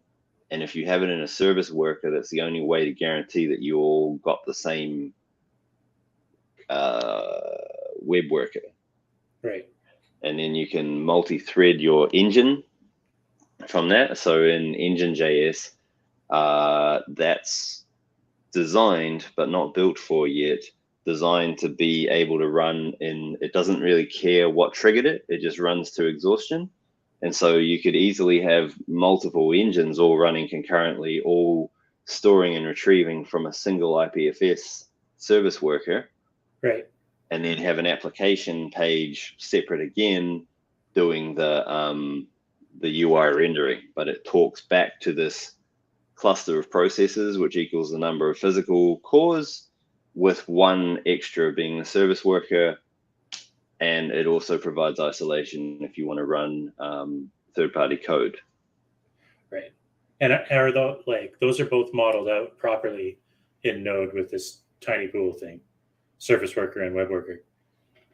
Yeah, because Node introduced recently a new type of threading that was like in process and had isolation. Now, is it security sandbox quality isolation? I don't know, but I don't care because I know that Deno will have it. They're going for full like web compatibility, right? Yeah, and so I'm not terribly fussed about it, but I do know that the isolation and the threading are the same solution. Yeah. And I think that, sorry. In other words, every thread needs like an isolation boundary. Yeah, which it should have. It sort of gets it by default, and then it's up to you to connect them up. But the thing that really gets me excited about isolation is that it's good to have even for our own code, even if you trust the code that you're running, because there's more likely going to be errors in the application code than there is in the system code. So, we need isolation even for our own safety of operation, because it means that the system keeps going even when there's errors. Yeah. So I guess that's another packet. The scaling packet, it's hard. I don't know how you would go about judging the priority. It is important, but it's not like we can present this single page and be like, don't ever open another tab or it'll crash. That's okay. Like that's totally okay. They can still get value out of that. Right. I would say where I normally call it is like when I start losing so much time like working with the solution that I'm trying to build. Yeah. Fair point. Okay, so like being in threading will cause us pain. Right. It's harder to work with, so we should probably defer that one. Yeah. I mean, I think it'll be fine for like a good long while.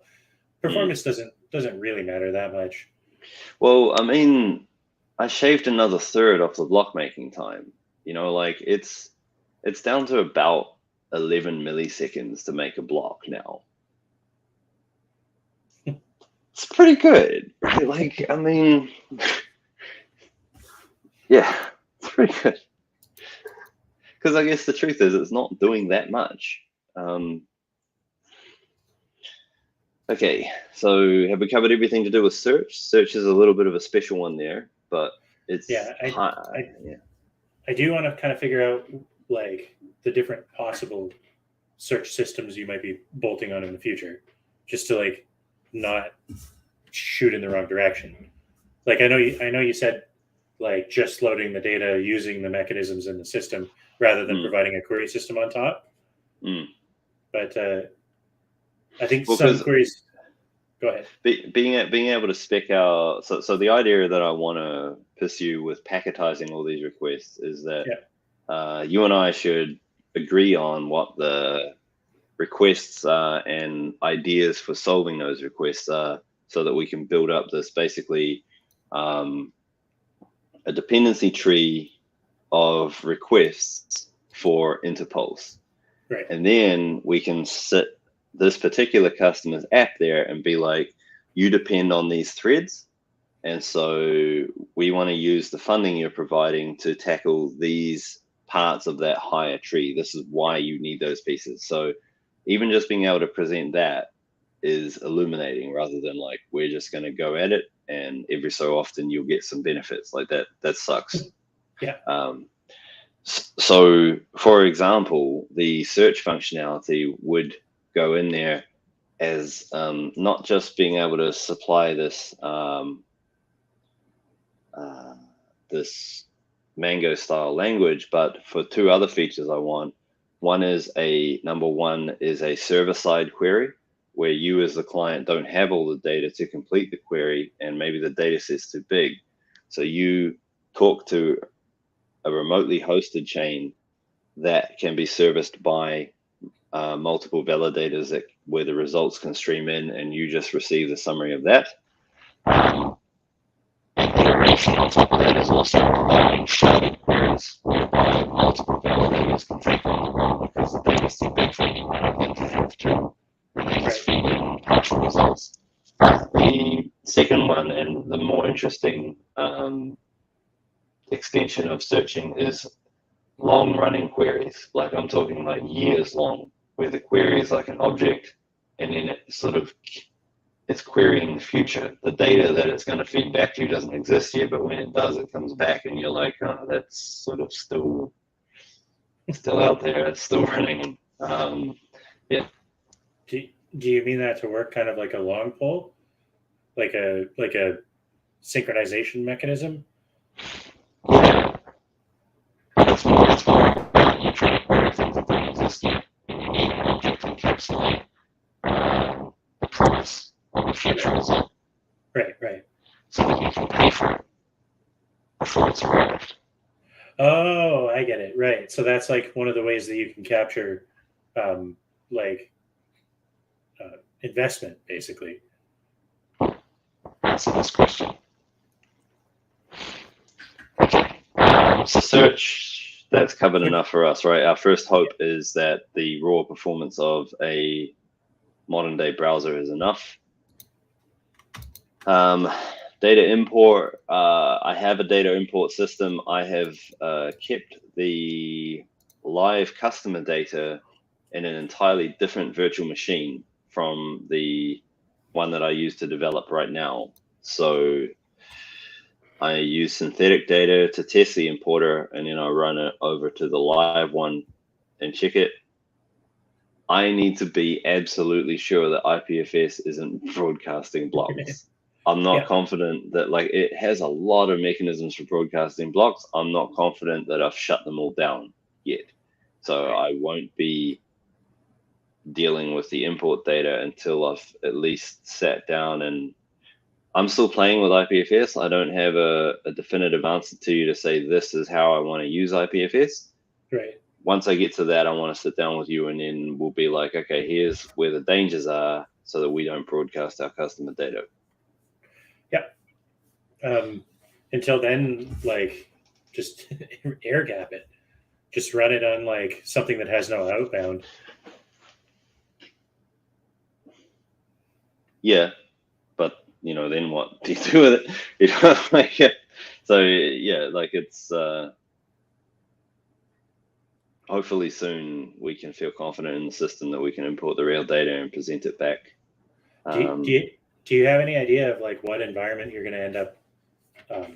Yeah, absolutely. So it'll be running on a physical server on-prem in a firewalled network, and IPFS will be running using a network key, which allows it to be part of a private network, which is one layer of protection. The other layer of protection is the firewall itself. I don't know if we can configure it to block IPFS, but we can certainly block a lot of stuff coming out of corporate firewalls these days are amazing. So you should be able to go, I want to block BitTorrent and I want to block IPFS, and then it should make it really difficult for anything to transmit. I bet IPFS probably has some like firewall hole punchers in it though, right? Yeah. But I think the ports that it uses and the protocol, they don't make any attempt to hide the protocol. Right. So it's not like a trying to worm its way around things kind of application, right? It tries to worm its way around your technical difficulties with your permission. It does not try to. It's not a virus like. Right. So I'll have a talk to the IT providers on the site and be like, what can you do to block IPFS leaving the building or coming in?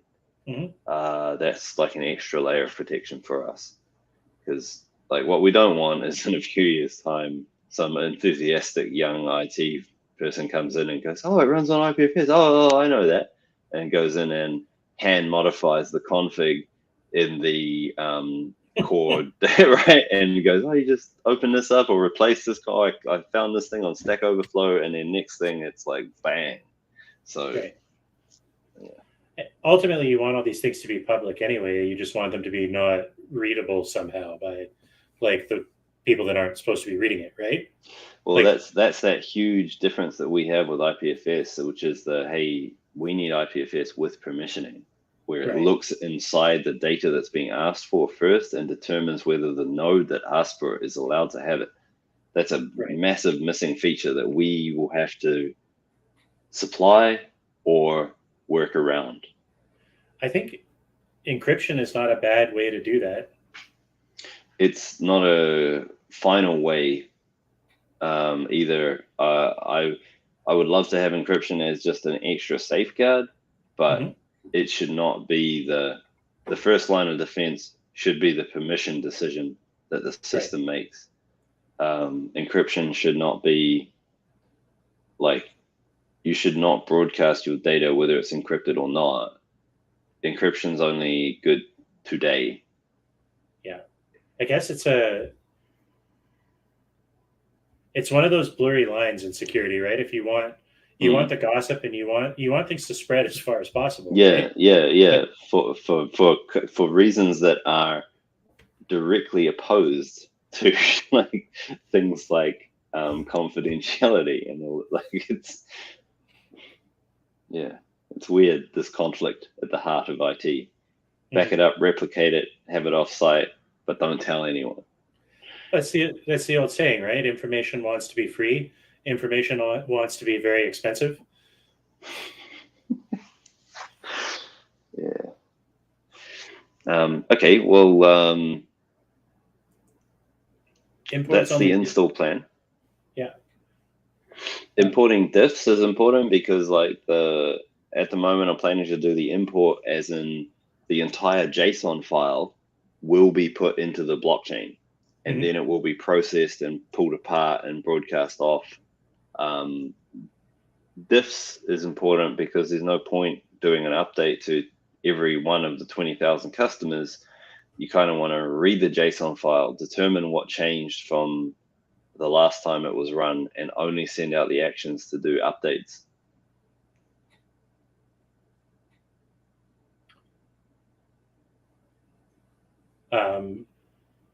Right. So, I mean, basically that is still more of an optimization on top of, like, you could do a bulk export every time and a bulk re-import, right? Correct. Yeah, but I mean, I don't know. I think it just depends Yeah, on that's how. a good point. Yeah, that's a good point. You could just actually, it's really just my desire to be clean. Yeah. That makes me want that. There is not a strong case for it. It does exercise the diff and patch system a little bit, right? So, yeah. I mean, it's a good signal if you can get that one. It's a good signal that it is going to be a fairly efficient system. Yeah, it's an efficiency for efficiency's sake. System is details to do a very simple thing: dispatch. Right. Yeah. Okay.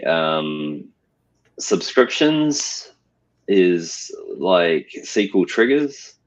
So being able to change something and then cause other parts of the system to respond.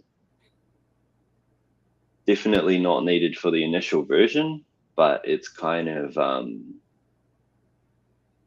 we need to have a plan for that, and it will need to be a system level thing.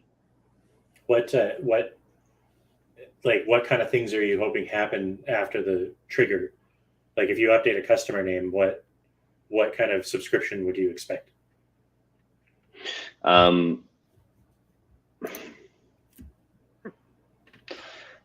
When I update, I'm going to delete update customer name because now that I say it out loud, it's stupid. The update the customer name ought to be updated throughout the system by methods of symlink and methods of AppRoot propagation. Adding a service to a customer is a bit different. That is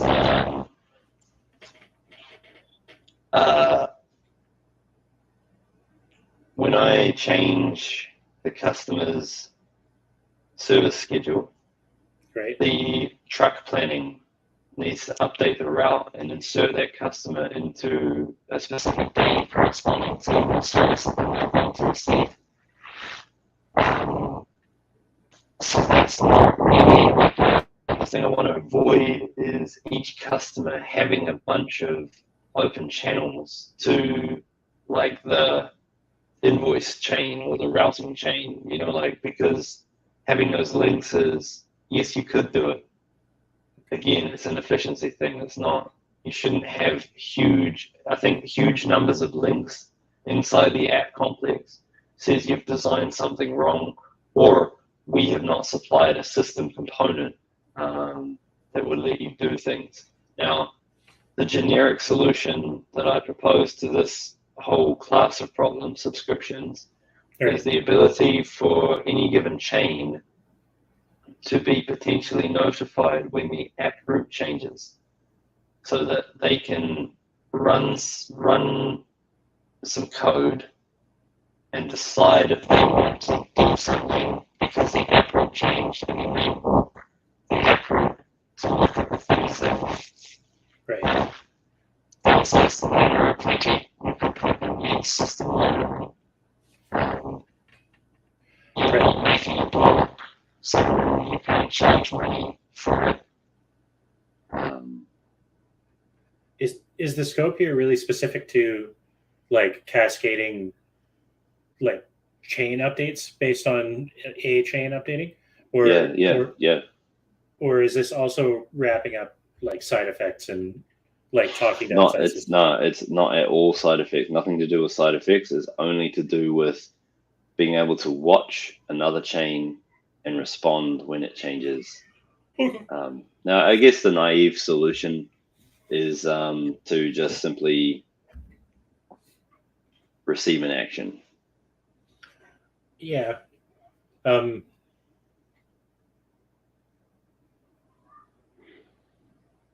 I could, for example,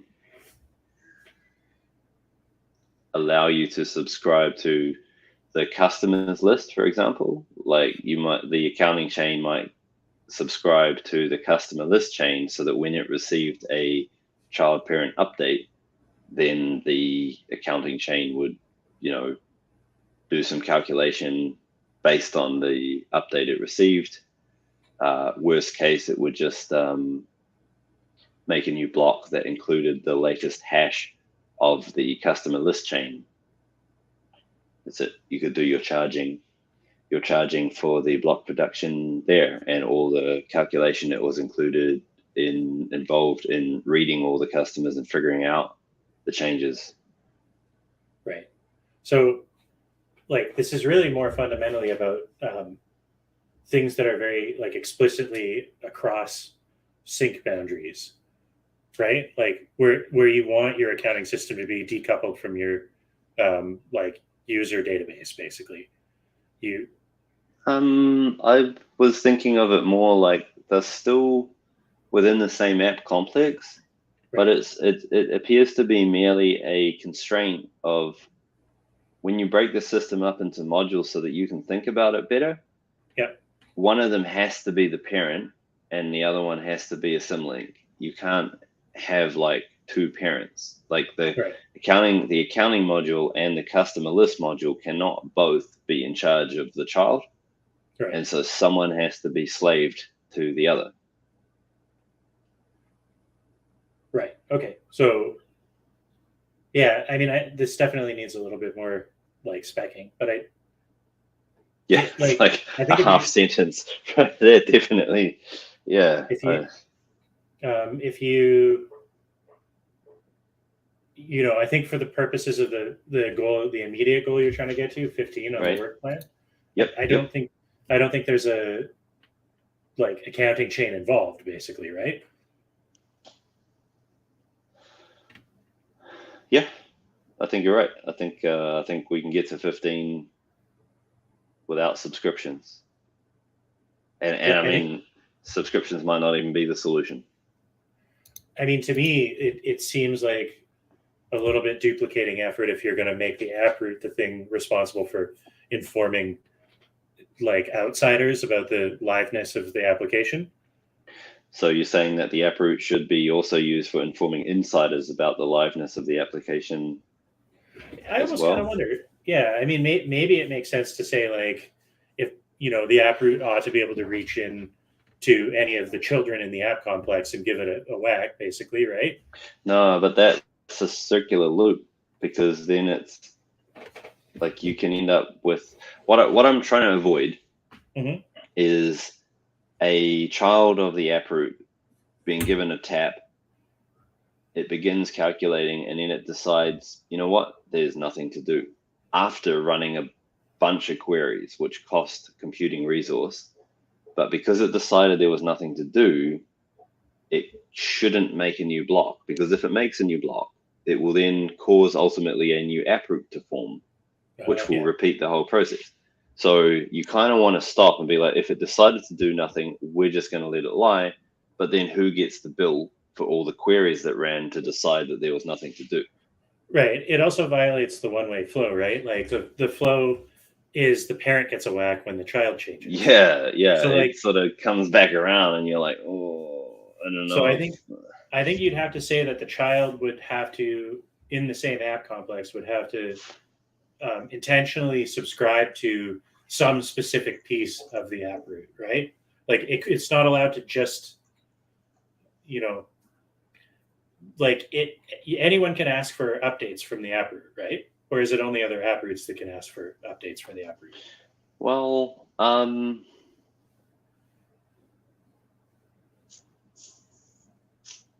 I guess anyone can, but the question is, should anyone, like, should children of the app root really be asking for updates from the parent at risk of causing this like runaway loop that runs out of service credits? So the one thing that I'll caution here is I just think like this is an asynchronous type of infinite loop, right? And yeah, and arguably like asynchronous infinite loops are the actual foundation of the entire compute system that we operate on. Like, yep, just things asking back and forth on polling intervals, right? Yep. So like I think you might have to give a little bit somewhere, but I also think I hear you. It's like it's very likely to cause problems, as it does every single time I've ever tried to write an async infinite loop. So I guess the thing I love about having a customer is that we should try and achieve the customer's goals with as few system features as possible, and then we'll learn what we need. In that vein, subscriptions is excessive. We haven't actually hit a hard need for it yet. Right. And I think we should do some work to describe what that hard need might even be, right? Like, why are there two pieces of the system that, if parents have the, like, if parents are allowed to write actions down to their children because they have permission to do that, right? Like, you can just bounce off the app root and keep going, right? Like, there's no reason to like break the virtual thread or whatever you want to call it, and like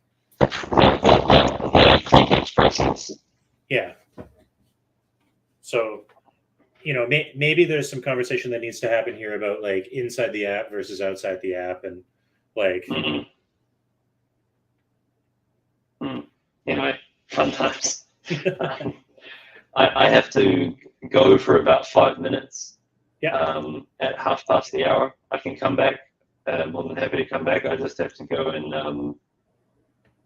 I have to actually put a chicken in the oven. Okay. Angela's on her way home right now. I think that might be an okay place to cut it if you're okay with that too. Yeah, a good place to stop the block. Sounds good. Okay, symlinking 112, we covered that.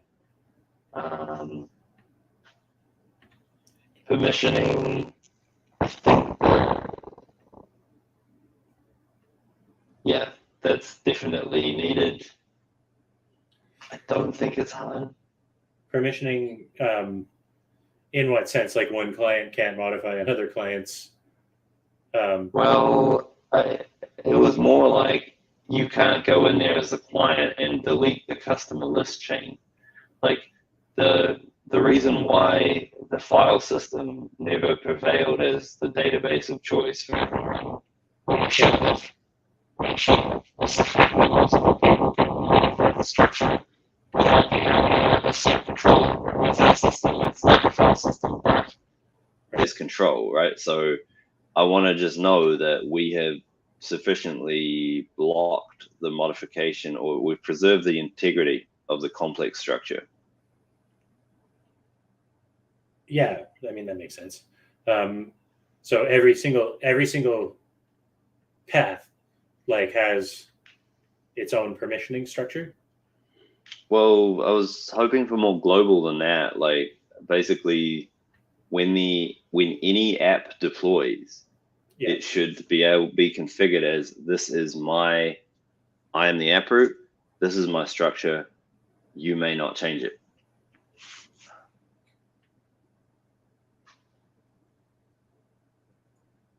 You being like everyone, like looking at the app from the outside. You being anyone, like it's like it should be atomic. Like you can interact with it in the ways that it allows you to, like adding a customer, modifying a customer, but you can either remove the whole thing or you can't touch it at all, because what does it mean to modify the structure that the programmer made? Like, is that okay? Will the app function? Will you blame the developer? It should be atomic, I feel. Right. And yes, you could, maybe patch your system and allow modifications to it. But a correctly functioning system, I think it's a reasonable thing to say that when you deploy something as the developer intended, the only thing you can do to it is undeploy it. You can't get in there and tinker it. Well, or interact with it on its interface, right? Yeah, interact with it on its interface or remove it.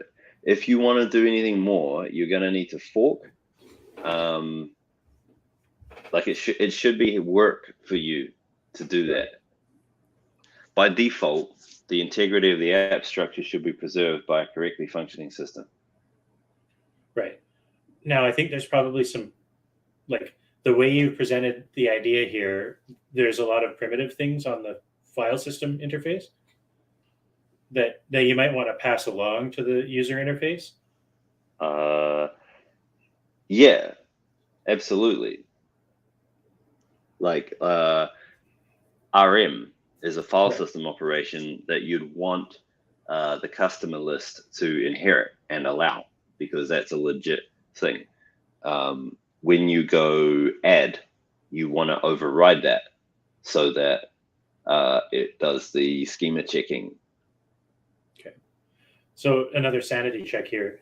For the purposes of the deliverable that you're aiming at right now, yep, the customer list basically is the app root.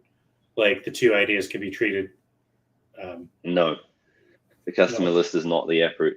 Under the CRM.js in the source of W301, you can see the layout of the whole app there. Customers is the customer list, and there are several other chains that are peers to the customer list that operate on it in different ways. Right. Some of them are private, some of them will need to be custom defined.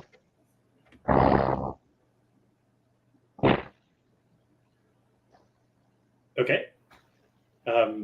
Right. So you're saying basically you want to pass the RM operation from the customer list up to the external surface of the app. Yeah, that's probably more complex. Okay. So the API for complex could be viewed as every path for every action. Right.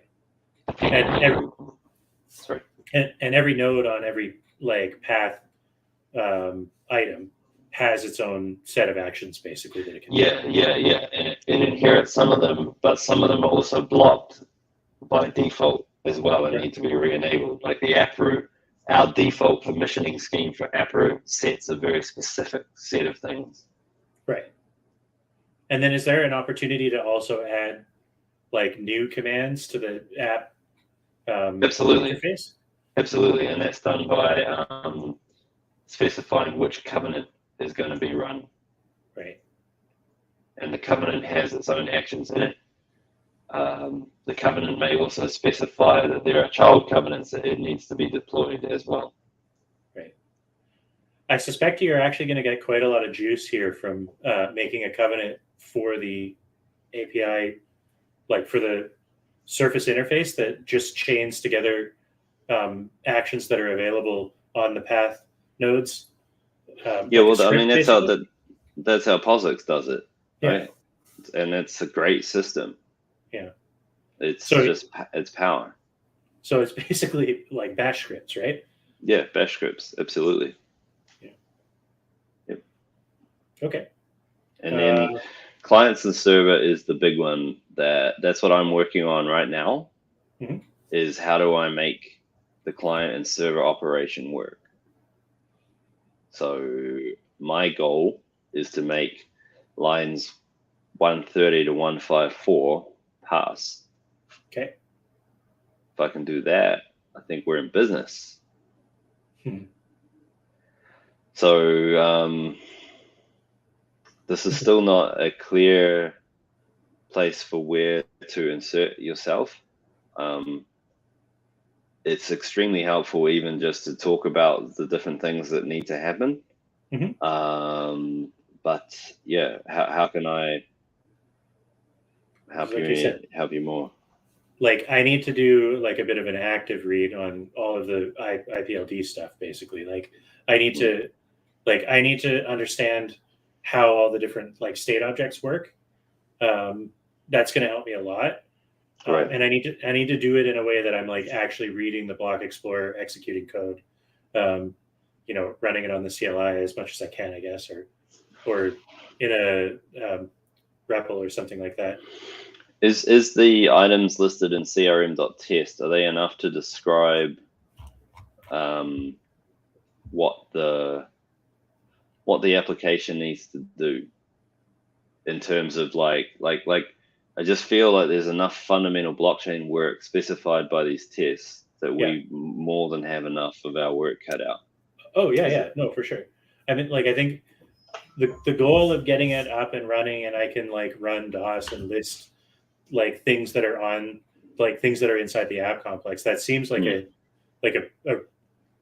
really ambitious goal, actually, based on what I've seen tonight. Okay, cool.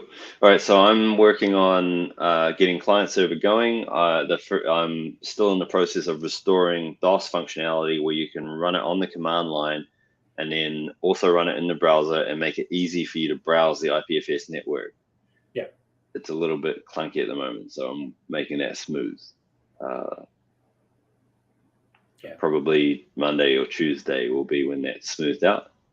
And then I'll get on to client server talking. Yeah. I'll try and just like follow in step for now too. Like I'll run all these tests. So I'll make sure that I understand all the layers. Just hit me up when you got a question, because I can jump on a call most times during the weekdays. So yeah. What time do you usually sit down to start working? Usually by 9 p.m. Zulu. Okay. And then I work through till about 5 a.m. Zulu. Okay. But Tuesdays and Thursdays, I start at about 1 a.m. Zulu. Right. Right on. So, 1 a.m. Zulu is basically when I'm free for sure every day. Oh, cool. I'm trying to pack maybe even 12 a.m. Zulu. I'm trying to pack as much stuff as I can in my normal calendar right now too. Right. But it's pretty fragmented time. So yeah, that's cool. Just when you're online, hit me up, and then if you want to just talk through some things, I think we can, until we get something hard and concrete that we can push on. Yeah. That's probably about it. I'm suspecting that maybe the ORM itself as a module might be a good isolated packet so that we're not tripping over each other. Maybe that's not required for the main line. Maybe there's something more direct that you can push on to get us to that manifest generation. I mean, the OR, like I got to be honest, my biggest weak spot right now is the IPLD data structures. All right. So maybe I should move to that, and then you can keep pushing on with this other stuff, maybe. But I want to learn my weakest point, right? Like I don't think there's a way of moving forward without understanding that stuff. So no, you don't get to skip that bit. And I'm actually really interested in doing it just because I want to be an outsider and like see if I can like record it a little bit and figure out how to explain it to the next people that come. IPLD is fun, man. Like that is a good system, and everyone talks about IPFS. You don't hear about IPLD very much, but IPFS is built on IPLD. Yeah, no, I mean it looks like the more important of the two to understand. So I think that the ORM task is probably the one that's going to teach me all this the most. Yep, definitely. It's just a matter of like getting off my ass and trying it without being scared, basically, Yep. So. Yeah, because that could be a very wholesome way for you to insert and contribute to the project, is to make that independent module, because it'd be great to be able to insert encryption in there, all those types of things, and it's decoupled from the main. So it wouldn't be this big tangle, because that's a definitive module there. Right. Yeah. Anyway, I'm going to jump off. Okay, man. Thank you very much. It was great talking to you. Yeah, you too. I had fun this time. Yeah. I mean, I always do. The other times were hell, but yeah. Okay. All right, cool, man. I'll see you later. Bye.